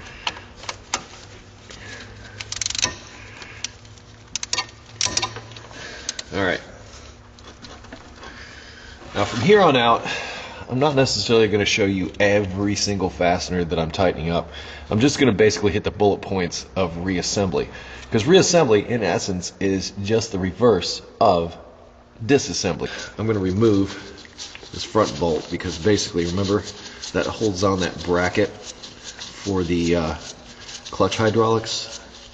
So we no longer need it to draw the transmission up since we're pretty much solidly mounted at this point. Something I want to note real quick.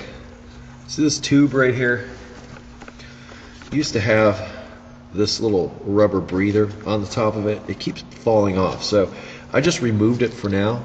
But just know that I removed it and I'm going to put it back. And you might want to remove this before you even get started because this has fallen off like 3 times now. Rather than chasing this all around, you know, your garage floor, why don't you it just pushes onto here like that. So you can just pull it off and put it someplace safe until you've got the transmission completely installed. My thoughts now are to install this lower bracket as long as we're here. I like to get all my fasteners started before I run them down.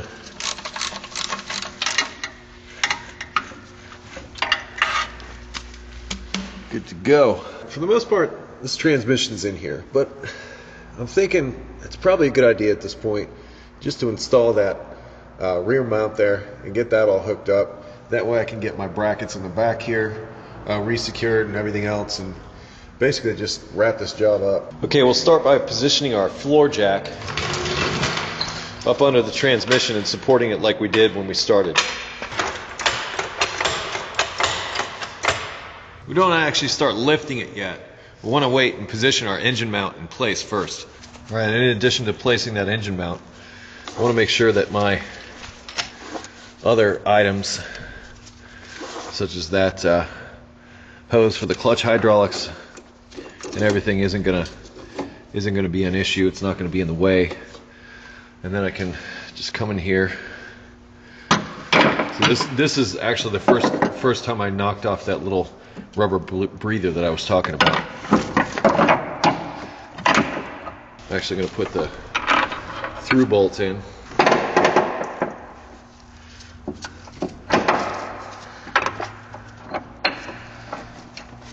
This way when I lift things up, I can just sort of position this in such a way to where it catches the studs. Then I know I won't get into trouble drawing that up. I'm just going to keep lifting up until we get the jack, until we get it lifted into position.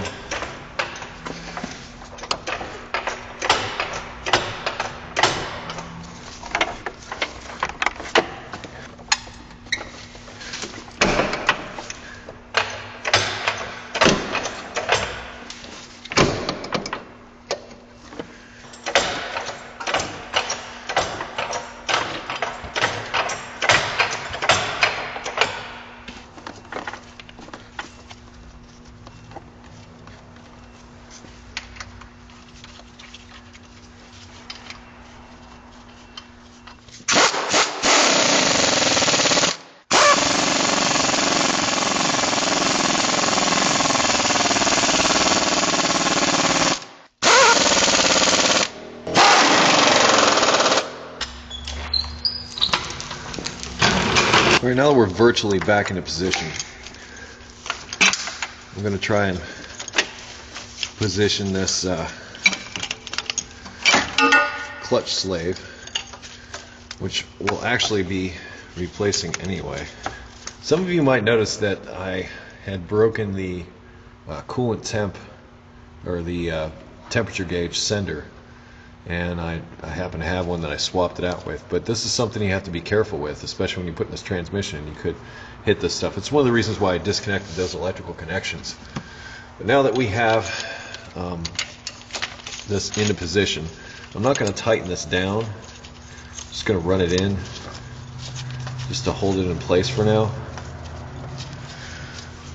because we'll eventually come back and, you know, at least partially install the slave cylinder until we come and install our new part. But for the time being, we can actually get the rest of it all put back together, which we've got a long fastener with a washer that goes into here. I'm also not going to tighten this all the way down yet. The main reason being is I want to get that other linkage in place before I do that. So I'll work to do that now. Sort of lay it into position and see if I can get that to bolt up. Once that's bolted up, I'll feel comfortable enough to tighten the stuff of the slave cylinder and everything down. We'll reconnect the shift linkage, and then we will plug in the speed sensor. We can't forget that. We'll probably go underneath and redo that rear mount also. Before I do the shift linkage, I'm actually going to plug the speed sensor in so I don't forget. That just pushes back together. Some like to fill the transmission by removing the speed sensor. It's personally not my preferred method, but it is done. So if you wanted to do that, I wouldn't plug the speed sensor back in. I would leave it unplugged for now, and then later on I would come back and reinstall it and plug it in after I finished filling the transmission back up. Because I left my fasteners in this bracket, it's a little more difficult to get it to get into position. It might also help to just hook the linkage back up. It's not going to hurt you. Just need to find that other fastener. It's the long one, and that one is living like underneath this radiator hose and such. You remember where it was. I'm just going to come in with a long extension. I like using long extensions in situations like this.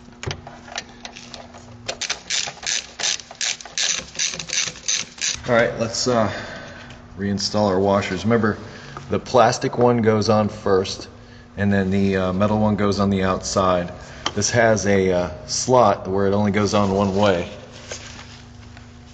Let's make sure you get that into position. It's okay to reuse the cotter pins here. I wouldn't worry about that one bit. Can be a little tricky to install again. Just make sure that the washer's all the way pushed down. There we go. Once you've got it all the way in, just spread the cotter pin out so that it can't come back out. You're done. Same is true for this one. And once again, I do not recommend using any kind of lubrication here. I say just put it on and forget about it.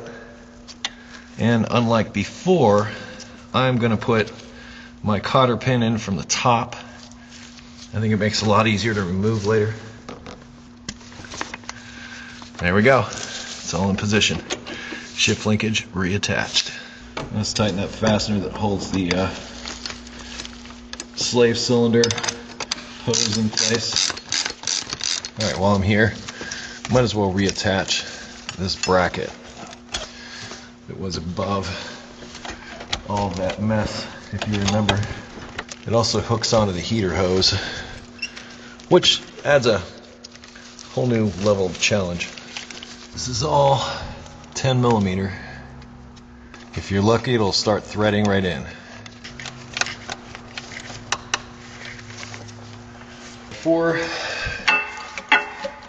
I get too far, I'm just gonna reattach this slave cylinder, if nothing else temporarily,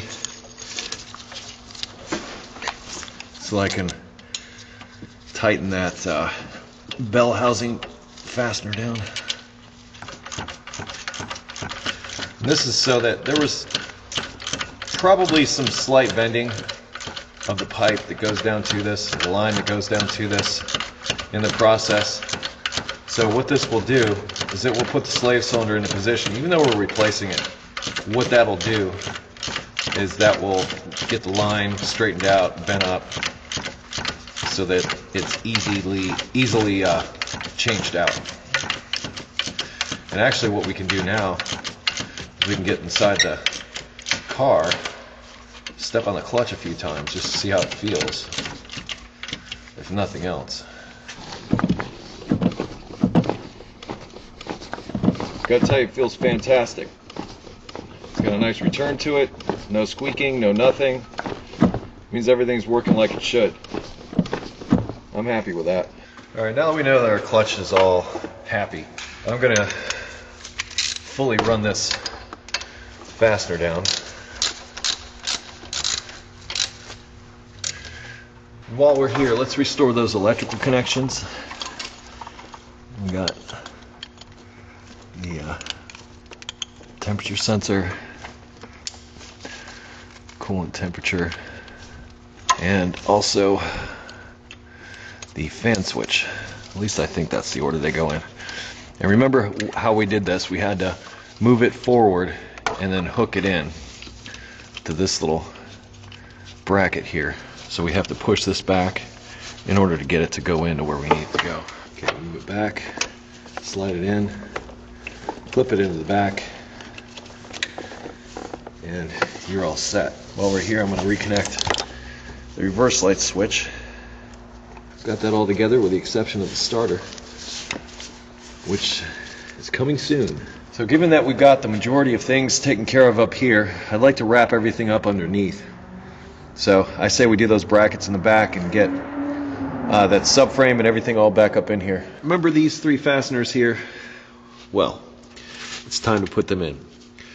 Remember that the two upper ones were the long and this was the short. And it's not quite lined up. So what I'm going to do to get it lined up is just sort of, I don't know if you saw that, just pry with my pry bar and get this bottom one started. Once that's started, the other two should go in fairly easily. Be patient, try to get it lined up, because if you get this cross-threaded, you're gonna hate life. You can also do it over here for a little bit more leverage. This is one of those things where sometimes a little wiggle like this works wonders. And it did.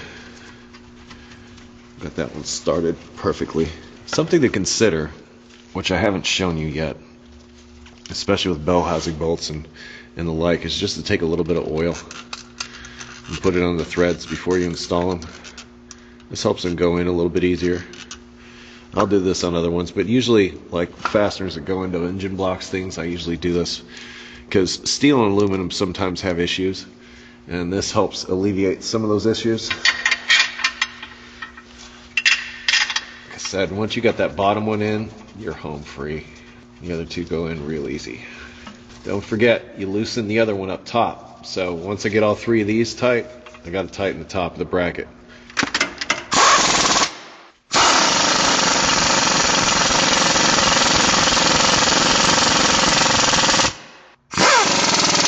I use my wrench to get this top one.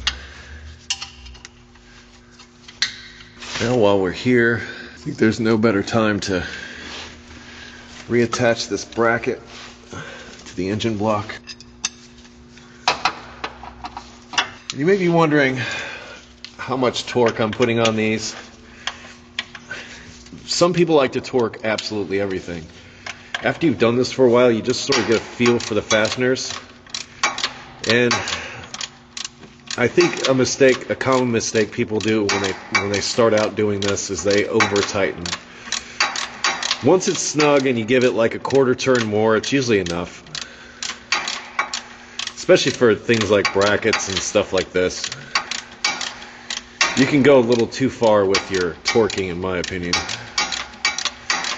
And you can also go not far enough.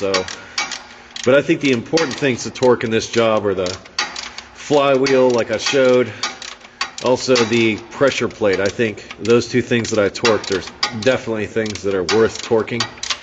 However, I will admit that I have in the past not used the torque wrench for that. But for this video, I'd rather show you the proper way to do it. Seems like as good a time as any to install our intermediate shaft.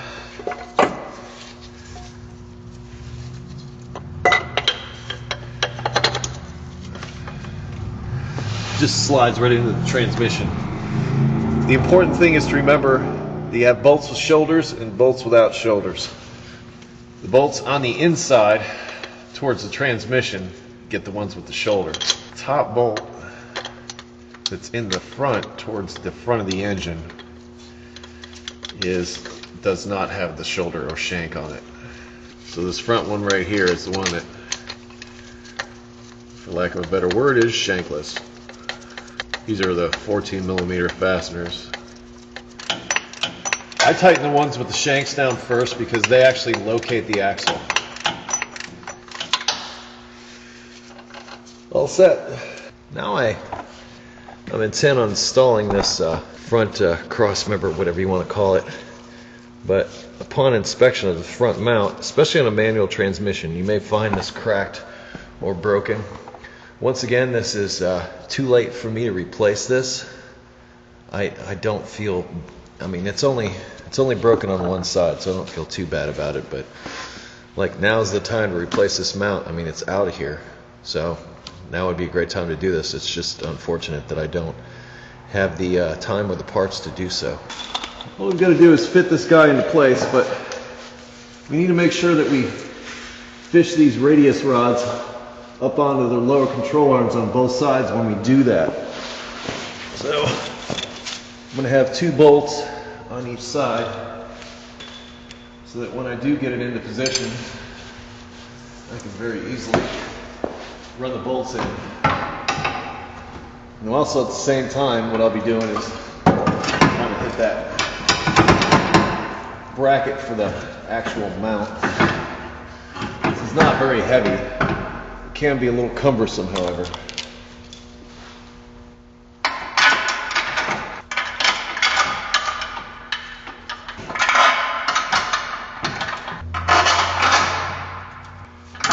Alright, good deal. As with any large part like this, we want to make sure that we get all our fasteners started and in place before we run things down. This way we'll avoid putting things into a bind. In addition to that engine mount, we also want to make sure that, I think it was this one that was in there, we get these lower control arms under control.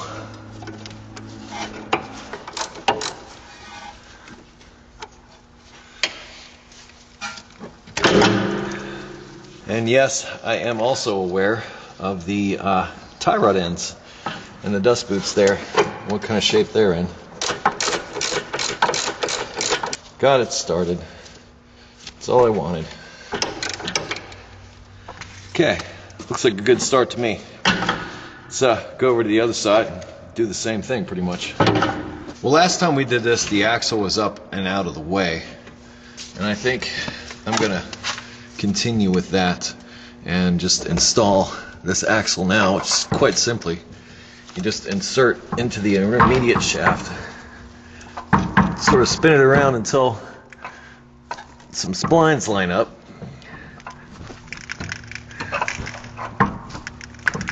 There we go, I think. And then push it in like that. It's just that simple. Just make sure it bottoms out. Alright, last time I took this bungee cord, wrapped it around the axle, hooked it in like so, and then pulled it up onto the suspension. Alright, this gets us something of a clear shot down to our fasteners. Now, these will probably be the trickiest ones, and the main reason being is because the axle's still in the way. There are very good reasons for doing that, and that is that, as I said before, sometimes what you'll find with these axles, or with these bolts through the wishbone, is that the bolt will seize inside the control arm, or the control arm bushing, and when it does that, there's very little hope. I can't stress enough the importance of making sure to start these threads before you actually run these down. If not, you may find yourself in a situation where the bolt gets into a bind, you cross thread into this lower control arm. It is most definitely going to be a bad day.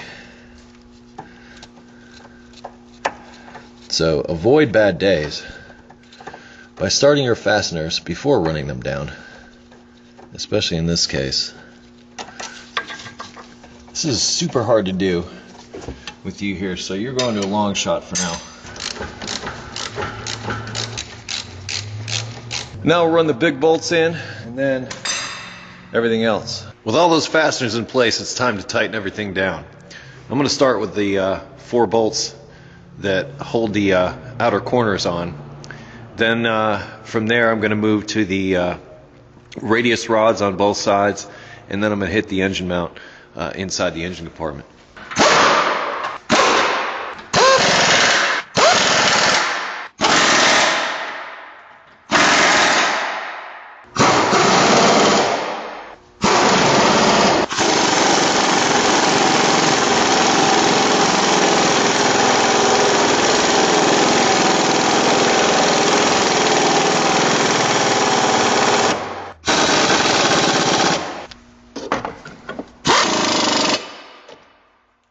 Alright, now that we've got that all squared away, why don't we install our other bracket. It is held on by, it looks like 5 14mm fasteners, 3 in front, 2 in the back.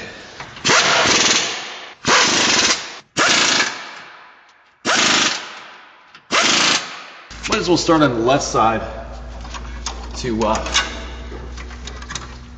put this suspension back together over here. Just going to take the axle, insert it into the hub, spin it around a little bit if you need to, get it in there, and then you can sort of eyeball the ball joint back into the lower control arm.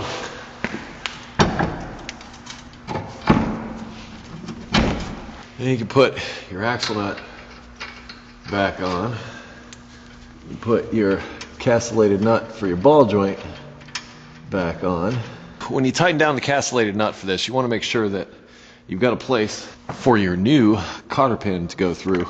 You don't want to run this down to where you don't have any access. So run it down, check to see if you got a place for it to go in, and if not, run it down a little more until you do.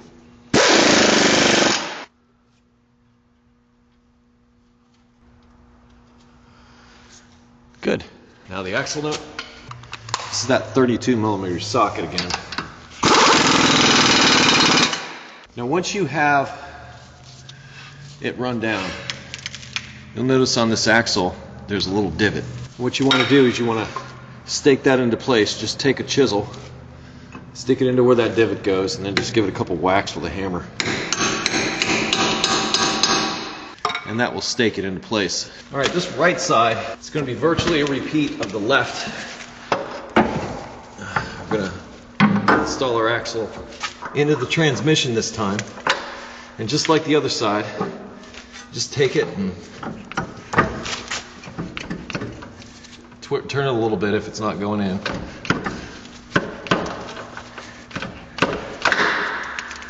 Once you hear it go home, you are golden. I like to get my wishbone bolt taken care of. Interesting fact about these wishbone bolts, you really should wait until the suspension's on the ground and this is compressed before you tighten it down. That will prevent this bushing from getting into a bind. Also, another thing you could do is put a little bit of anti-seize on this on the shoulder of this bolt, which might help prevent it from seizing inside the bushing in the future. In fact, I'm going to do that right now. Light coating of anti-seize. Put your nut on the other side, both 17mm. I'm just going to hold one side with a wrench while I tighten the other. Once again, this is best done with the suspension on the ground. Harder, but better that way.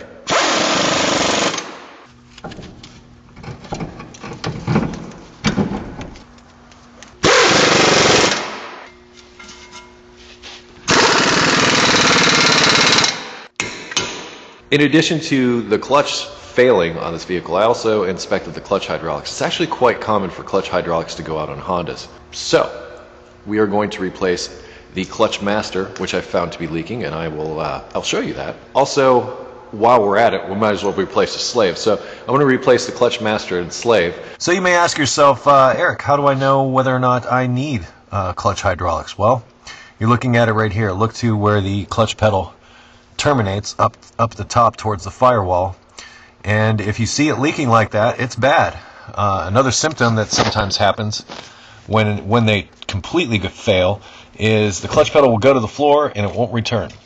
If that happens, then 9 times out of 10 you can look right up here and you will see that fluid is leaking out, and you need to replace said parts. So we will go through the process right now. All right, when we come outside under the engine compartment, or into the engine compartment I should say, we'll find a couple of things. We'll find the clutch reservoir, which is here, and there is the other side to that master cylinder that we are about to replace. Now, before I actually get started, I like to take a little bit of penetrating oil and hit that fitting. Let that soak in for a little bit, but we are first going to remove this 10 millimeter here to get the reservoir out of the way. It's just a single fastener. As I said, it's 10 millimeter.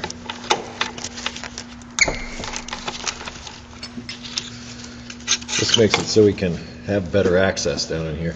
Now, in order to loosen the line, I am going to strongly recommend the use of a flare wrench, or also called a tubing wrench. If not, you may round off this fitting, and if you do that, it's going to suck. So don't do that. And the way to avoid doing that is to use a flare wrench. Now I love mine because they're nice and thick, and they tend to work extremely well. So in this case, for this one, this is a 12 millimeter.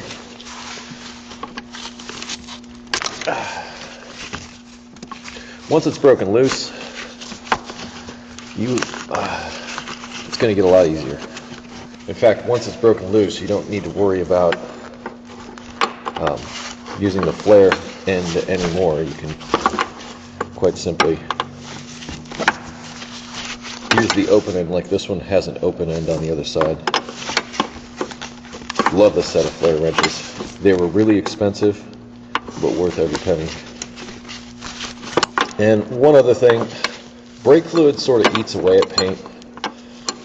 So in order to minimize that, I'm going to take an old rag and stick it down underneath there.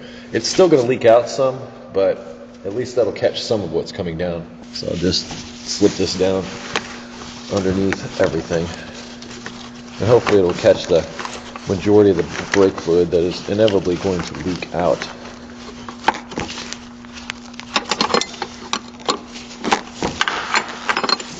There we go.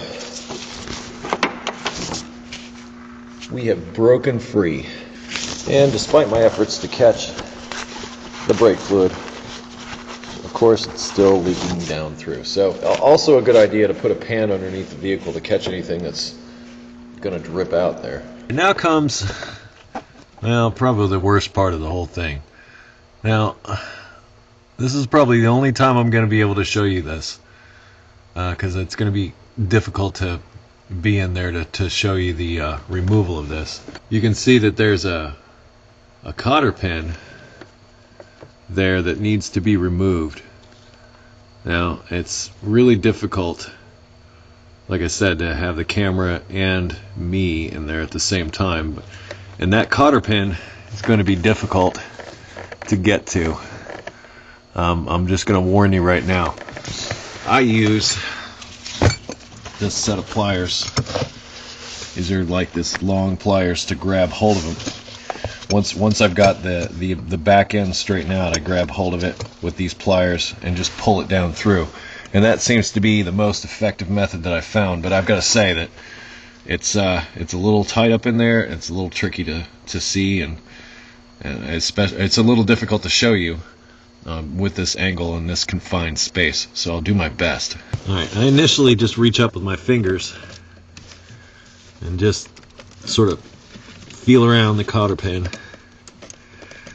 and get the ends lined up so that I can start pulling it through. Grab that pair of pliers I talked about,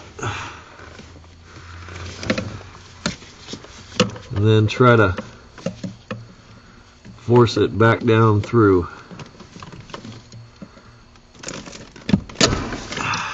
It can be a fight. And now that I've mangled it, I gotta straighten it because I've gotta reuse it. Now this isn't as critical as, like, say, a ball joint or something like that. You know, as far as cotter pins go.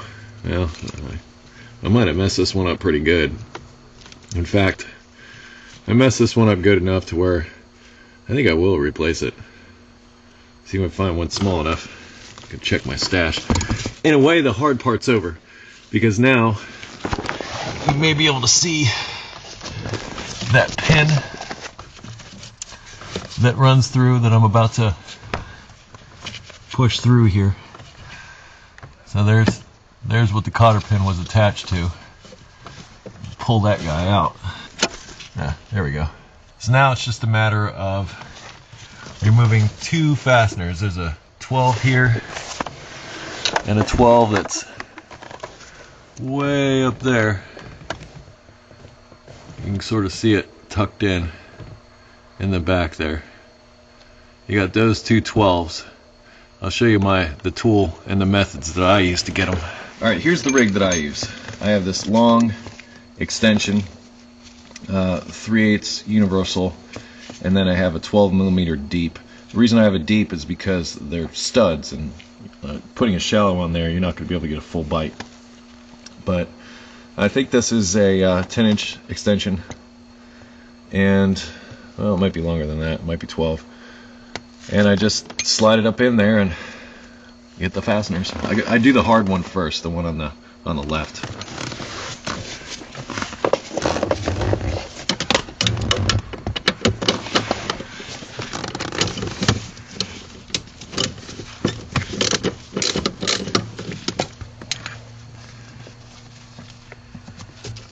One.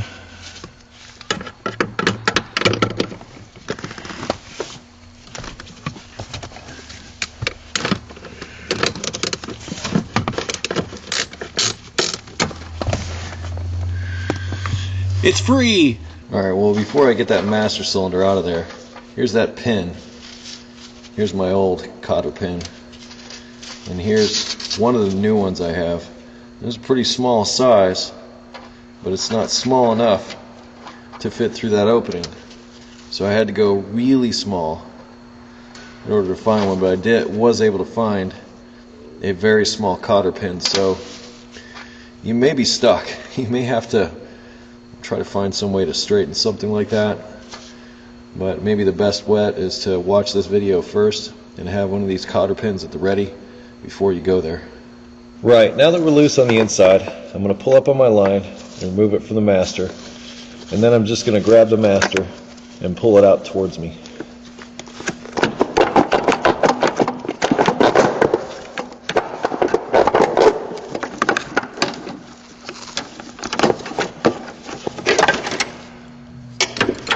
There is a gasket. Don't lose it. We have our old and new master cylinders side by side here. It's a good time to compare your new parts to make sure that they match up with the old parts. We're going to have to take our reservoir and swap it over from the old one to the new one.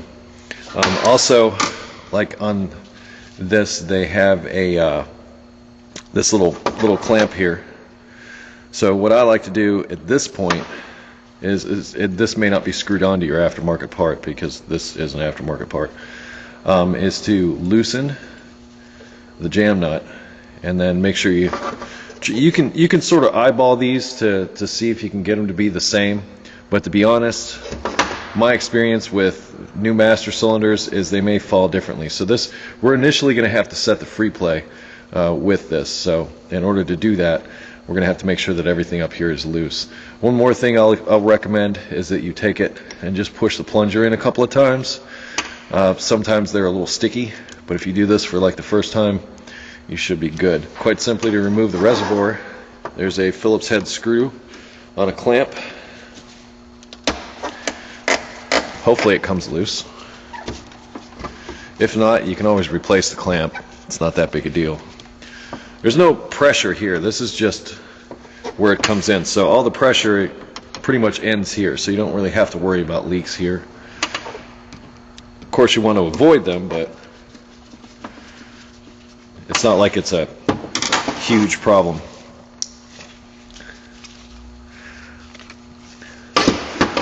And there we have the ugly black goo that is pretty much the inside of this rubber hose and the rest of the rubber hose in the system. After a while, the brake fluid turns acidic and starts to eat away at rubber parts. It's actually a good idea to bleed this clutch fluid out, maybe every 60,000 miles. If you did that, you might not have this failure. But to be honest, these are super common failures, especially if you use a high-performance clutch. Those high-performance clutches put a lot more strain on the master cylinder. So if you use that, you may find that you go through clutch hydraulics a little more quickly. Now, because this is also full of goo and gook, I'm going to take this over to the trash can and clean it out with some brake cleaner.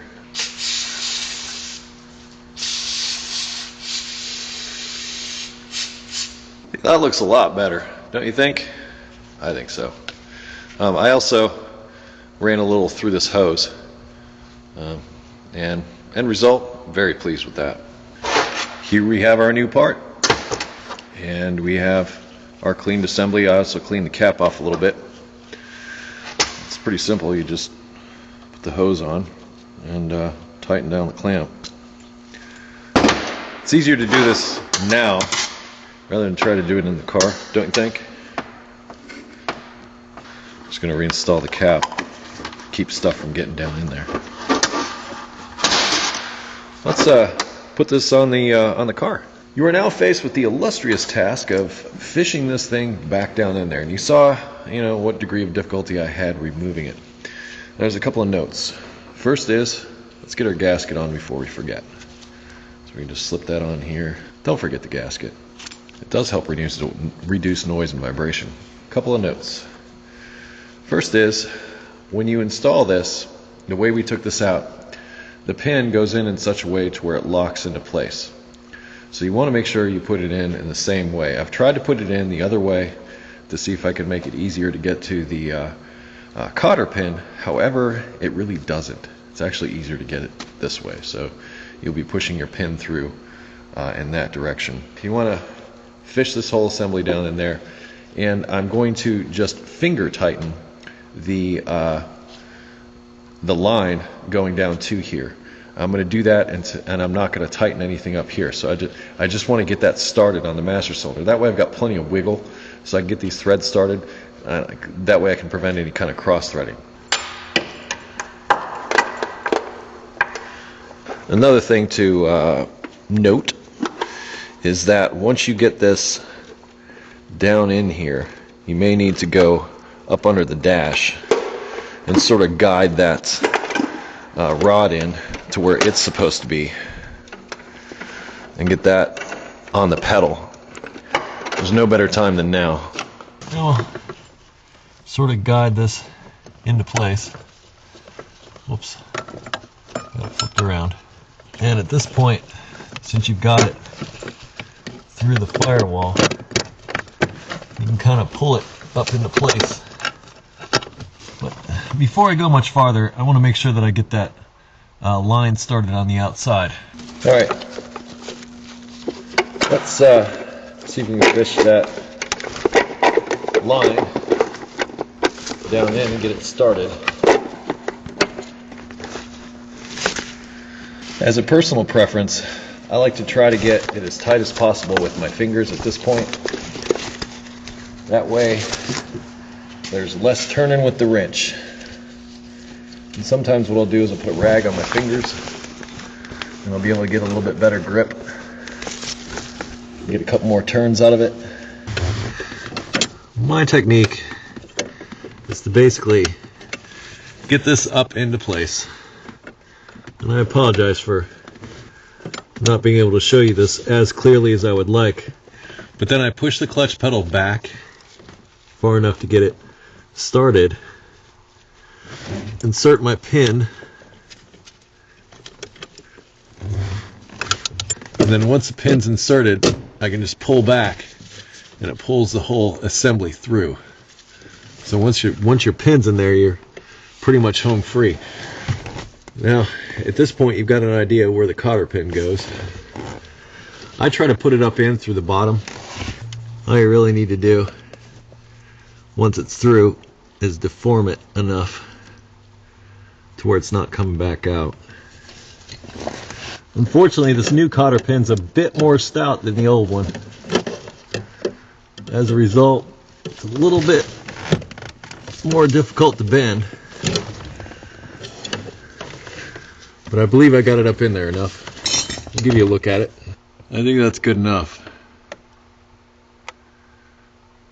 And as you can see, I can pull it straight out next time. Now I can restore my two fasteners in the reverse of how I got them in there. I usually put this one up with two fingers like this, and then I like to do it left-handed. Seems to be easier that way. Now we can snug it up.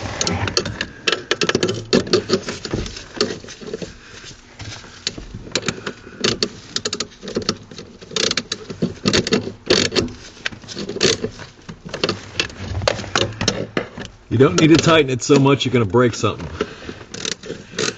It's a rookie mistake to over-tighten things. Now when to say when. When? And for my next trick, I am going to finish tightening this line. Apologize for being in the way, but it should only take a couple of turns since I tighten it down by hand, and that's exactly what happened. A couple of turns. I used the open end. You don't necessarily need to use the flare end to tighten it, and then you don't need to tighten it so much that it mushrooms inside the master cylinder. Now let's remount the reservoir. What you see, like, you got that little tab that needs to go into that empty hole. Well, we're done until we need to do the adjustment. But before we do that, let's replace the slave cylinder.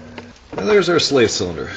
The astute viewer may notice that there's a few things missing, like a battery tray and all that stuff. Quite simply, there are two 12mm fasteners under here, but before you knock those loose, I suggest a little bit of penetrating oil and a 10mm tubing wrench for this connection here. To inspect this slave cylinder, you'll usually see some dampness around the outside of it, but you would just pull back this boot like that, and if you see fluid coming out, well, then it's done. This one is not done, but we're replacing the master cylinder, and well, if the slave cylinder failed shortly after that, I'd feel awfully bad, so I'm just going to replace the slave cylinder in addition to the master. There's the penetrating oil I talked about. Give that a second or two to soak in, then you can come in with that 10mm flare wrench, tubing wrench. Depends on what you feel like calling it. Get it on there. Break it loose. Now would be a good time to move your pan underneath this area. This way you can catch any brake fluid that might come out.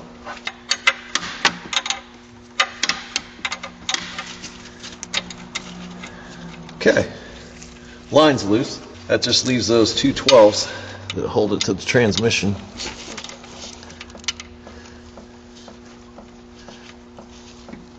I can hear them dripping right into my pan. Love it when a plan comes together.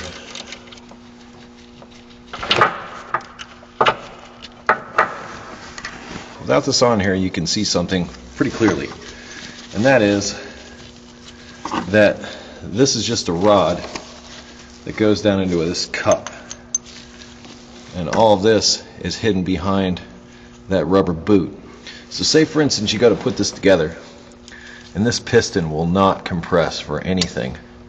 Well, it's quite possible that what has happened is that this rod has somehow gotten out of that cup and is pushing against the side here, and this will not allow it to fully compress. So if you have that issue, just sort of feel around inside that boot, and if you feel that rod has moved outside, then you might need to take this slave cylinder back off so you can get it drop back down inside that cup. I have had people ask me about that. They said they go to install a slave cylinder, it won't compress, it won't go together. Well, that's what's happening if you have that issue. Okay, here's our new slave cylinder. Now, what I'd like you to do before you install it is once again just push in to get the seals worked and moving. So this way you know that you can compress it. You may find a little rubber cap or a little plastic cap inside the top there that you're going to need to remove. That's the same is true for that master. So now that that's compressed, I'm going to do one more thing. I'm going to take just a little bit of anti-seize and put it on that ball before I insert it into the clutch fork. And the reason I do that is every once in a while this will get rusted up. And when it does, when you push on the clutch pedal, you'll hear a squeaky door hinge kind of noise. And a lot of times that's due to just a lack of lubrication on that ball. So I just put a little bit of anti-seize on there and it helps prevent that noise.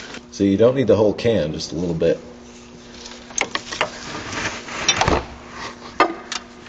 Now when I put this on here, just like with the master cylinder, I'm going to thread the line into the slave before I do anything. This way I'm assured that that line has gone into the slave cylinder and it's not going to cross thread when I try to get it down in there. Now I might need to compress it a bit to insert my fastener. Once you got the first one in, the second one goes in much easier.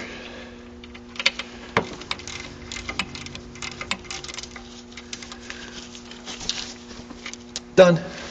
Gonna tighten our line the rest of the way.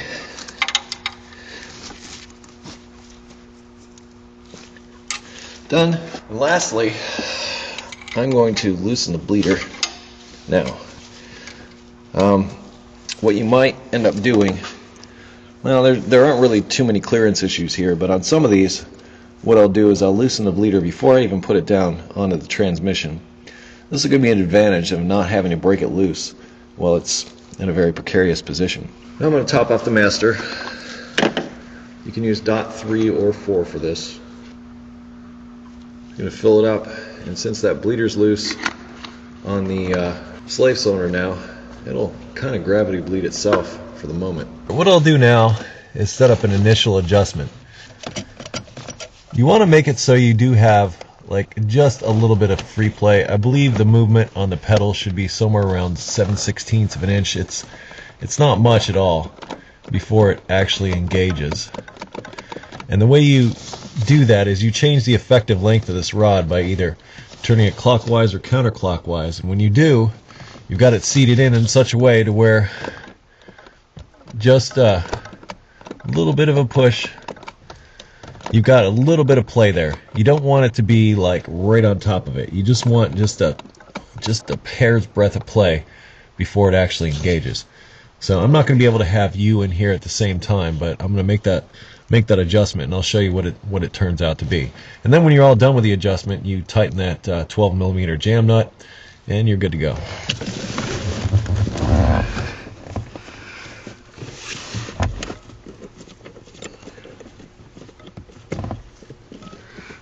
Might need to push the pedal in a little bit in order to get enough play.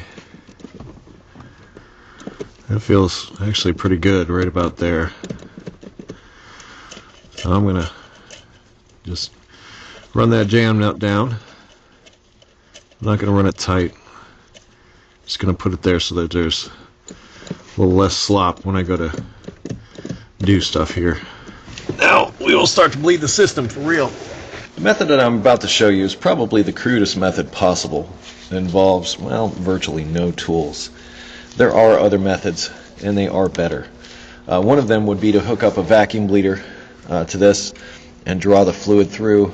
That's actually probably the easiest and best way. But the way I'm about to show you is just good old-fashioned pumping and dumping, I guess.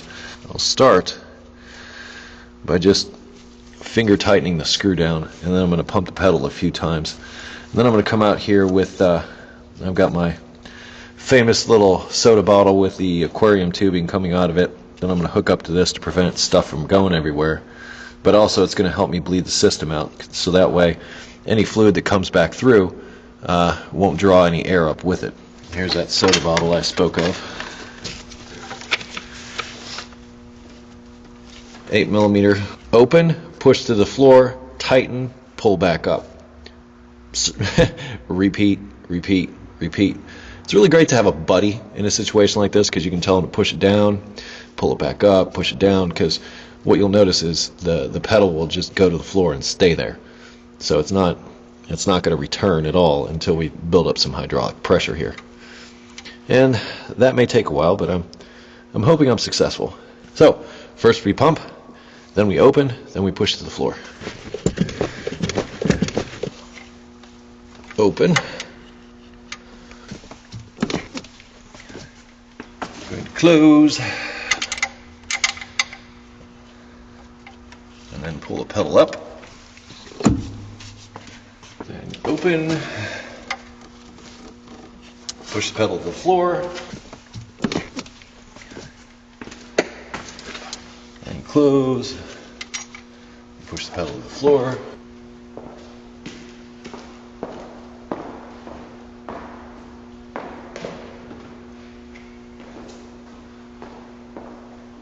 Also important to keep the master cylinder topped off during this process.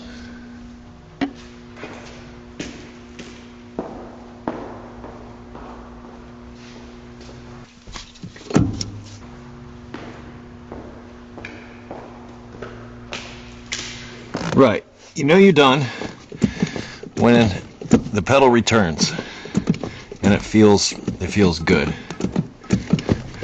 Now I have a little too much free play there, so that's a problem. So I'm going to alleviate that free play and make it so I only have about this much, just that ever so slight amount, and we will be done with these clutch hydraulics. Same drill as before.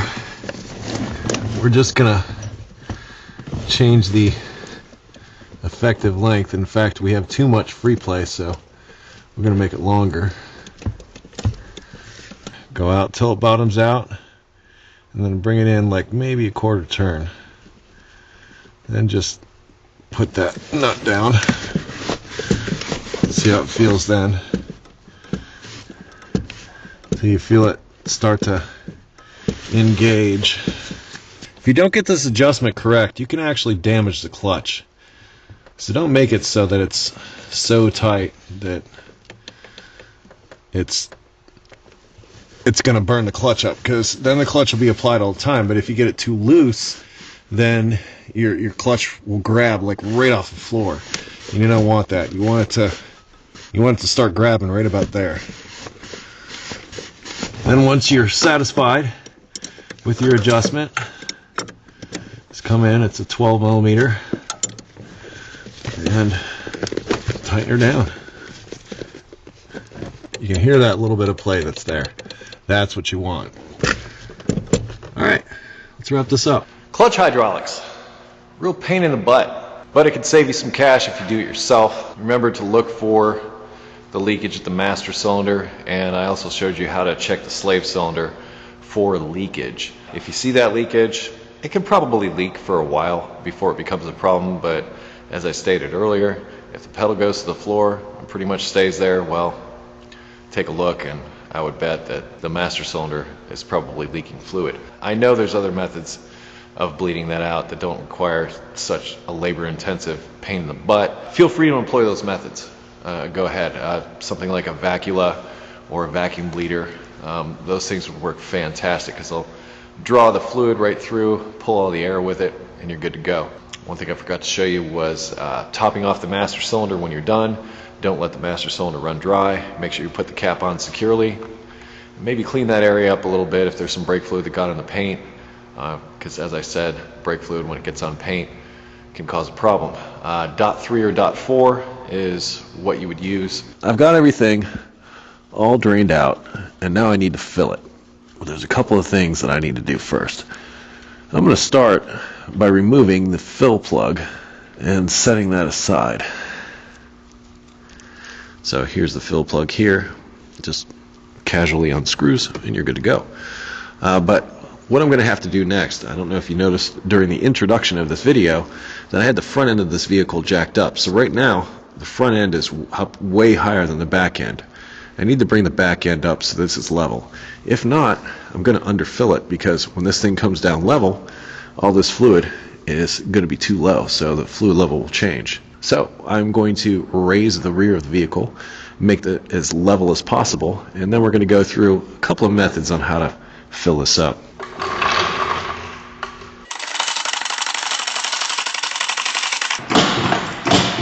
Well, I won't lie, it's not 100% perfect, but I think it's going to be good enough for my purposes.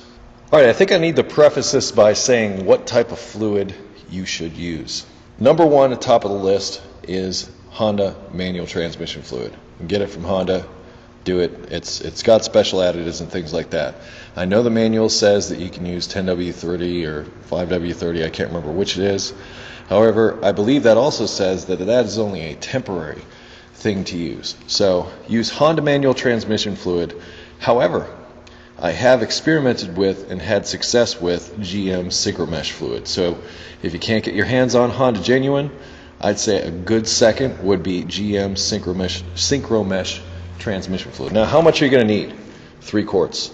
In this Accord and a Civic and just about everything with a manual transmission that Honda's run, I've never put more than 3 quarts in. In fact, it takes almost 3 quarts. It doesn't take a full 3 quarts. So if you're going to go in and buy some, buy 3 quarts. Now, here's the part where you can go a couple of different ways, and that is how to fill this transmission. Now, I like to fill from up here, up at the top, and I have made a special tool. And what this does is it gives me a 90-degree bend. I got this off of, I think it was an old EGR pipe or something like that I just cut and stuck this piece of rubber hose on, and I'm able to slip this onto the end of my funnel, and that's how I'm going to be doing it here. Now, another method you might try, and it's going to be kind of tricky to show you, I think. Yeah, I can barely see it down in there. Is you'll see right where that connector is. Like I said, really difficult. Let me put an arrow on that. Way down there where that connector is, I'll put an arrow on it, is the speed sensor. Now, you can remove that speed sensor and stick a funnel in the hole where the speed sensor is. Word of caution, when you remove that speed sensor, it might be a little difficult, and the modern ones on this one are plastic, so they can break. So be very careful when you go to remove that. Okay, so 2 methods. You can remove the speed sensor and stick your funnel down in that hole, or you can use my method, which is find some way to create a 90-degree bend to hook into the side. And quite simply, you do precisely that. You dump the fluid in until it starts to run out that fill hole, and you're done. I mean, it really doesn't get much easier. So I'm going to position you in such a way to where you can see where I'm inserting the funnel, and we'll take it from there.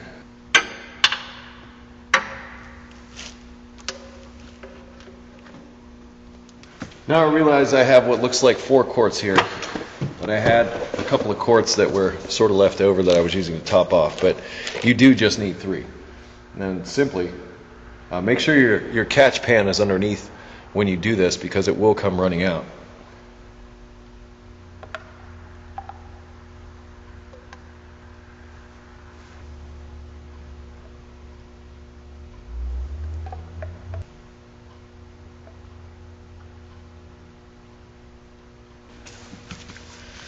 And this should be our last quart. And quite literally, you pour it in until it starts to run out.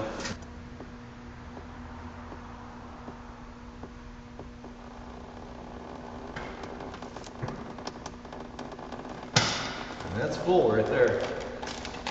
I'll just take my funnel out, which reveals that I had quite a bit in there. I'll just let that even out for a second here. Don't want it to be too full. That can be an equal problem. It seems kind of wasteful though, don't it? I think that's 17.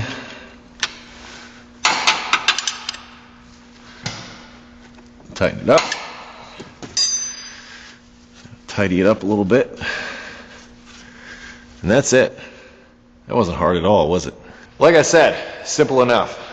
I cannot stress enough how important it is to use the correct fluid. Use either Honda or GM Synchromesh.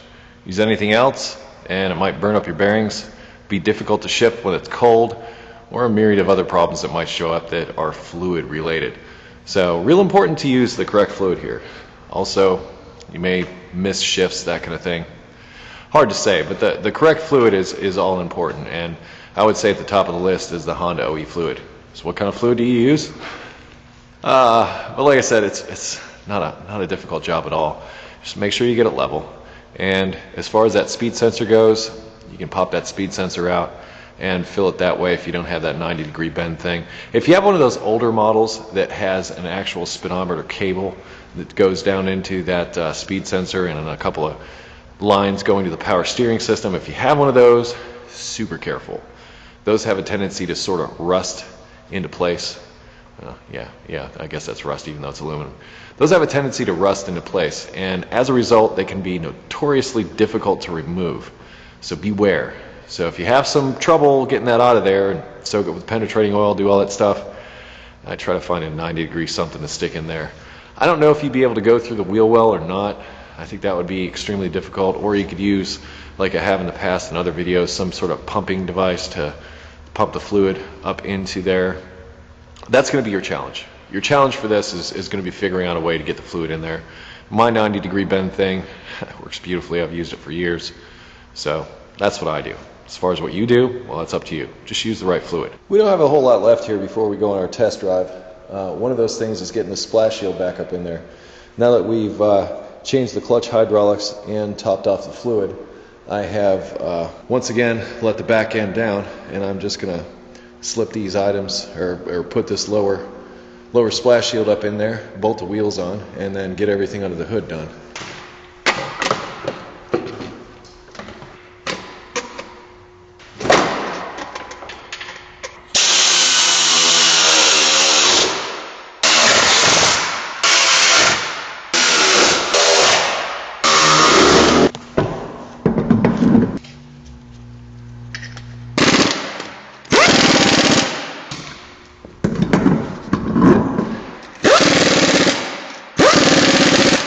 Well, let's bring our cables back into the picture.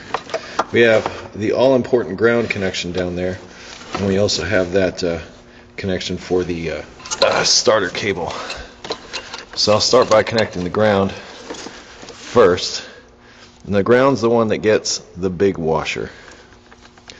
Not that it matters as long as it's attached, but without this engine ground, nothing will happen. Well, literally nothing will happen. It's a very important electrical connection. So I've got that one started. So then I'm going to come in here with my bracket for my starter. And if memory serves, those are 10 millimeters there. Now I got the starter leads in place. Let's put that starter back.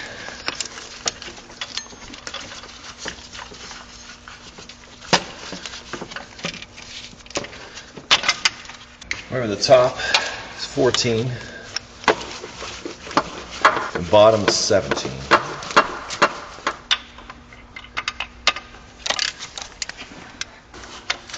Tighten the bottom, now the top, snug it up. I can probably give you the best view of plugging this in here. You got to make sure that you get that spade connector in there. If not, it could be an intermittent connection and cause problems starting the car later. Alright, make sure you're in there solid. Now we can take off our nut.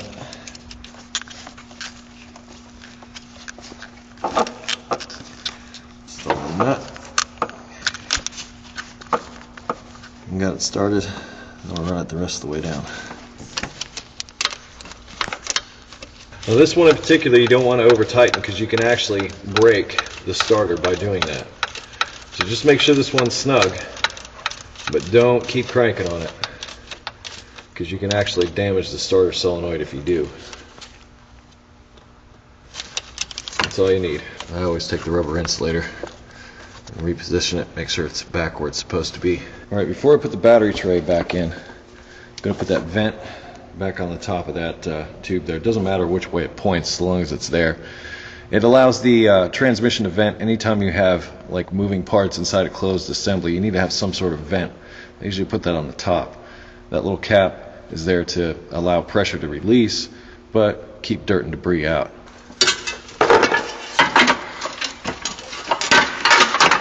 Okay, remember we got two fasteners up here on the top. Then there's the two underneath. All right, we have our two 12s that are underneath.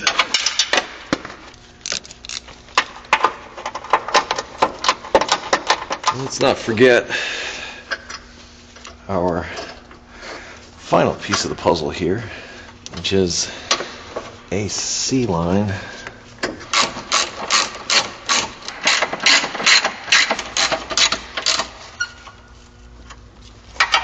I'm thinking air filter assembly.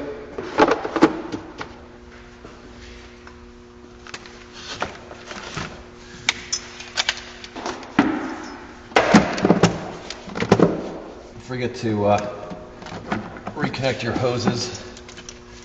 Anything else that was attached. There was that Phillips head screw. Snorkel to the throttle body. And then, if you remember, we only had one screw holding this air filter housing on. But I suppose it's better than none. That's as good as that's going to be. Battery. If you confuse this to how this goes on, should be an arrow and it says FR. That arrow should point toward the front. So it would go on like this. And quite simply, you just drop the J hooks in and twist. So you just take the hook, drop it in, and then twist it, and then it should hook in. Same is true for this other side. Just drop it in, and then twist. And then you can hold up on it like that while you tighten so that they don't spin out.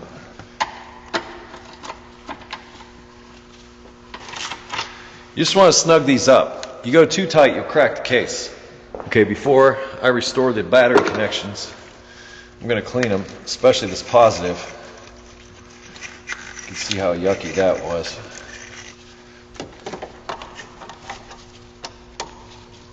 Now when I install a battery, I go just the opposite. Start with the positive. I know that's tool abuse. Then our negative. Then we can't forget our overflow, who was hiding back there. That just slides down into place. And guess what? We're done. Okay, before I get too excited, put this thing down on the ground, take it out for a quick test drive. I'm gonna just try it while it's up in the air. I'm gonna run it through the gears and just feel where the clutch is grabbing, and then I'll let it down. I'm also going to check for leaks. It's a good idea to check over your work before you let the thing down. That way, if you do have an issue, it's already up in the air and you don't have to go through all that trouble again.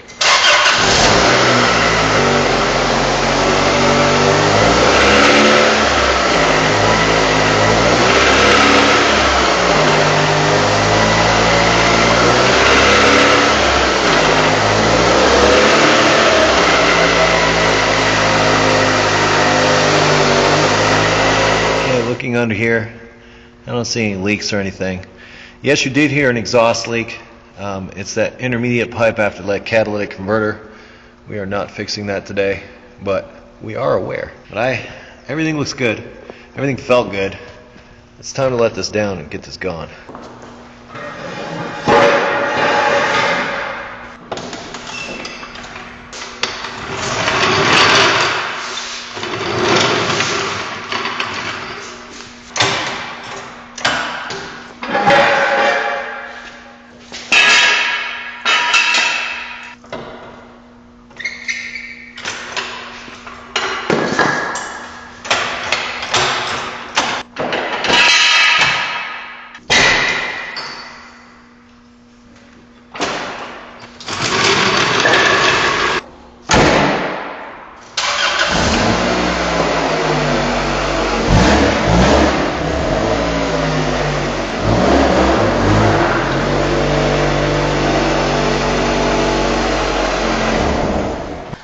let's set the clock. Yes, and that is not in the afternoon. Let's also grab that radio code. We got 21442. Simply 21442. Okay, let's try it again. 21442. If we fail one more time, this might be a replacement radio. It might lock us out, so I am not going to put this in anymore. I'm going to go looking for a different code, but that's mainly what you look for. But if this is a replacement radio, you get an error 3 times, it'll lock you out. You get 2 errors, shut it off. Well, we end how we began, here in front of the 1999 Acura 2.3 CL. Pretty straightforward operation. There are a few parts there that are a bit tricky.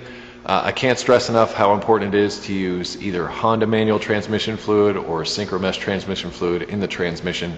You just want to avoid any issues, and those 2 fluids I know will not cause any issues. Using other oils, yeah, maybe not so much. Clutch hydraulics, always take a look at those if you're doing clutch.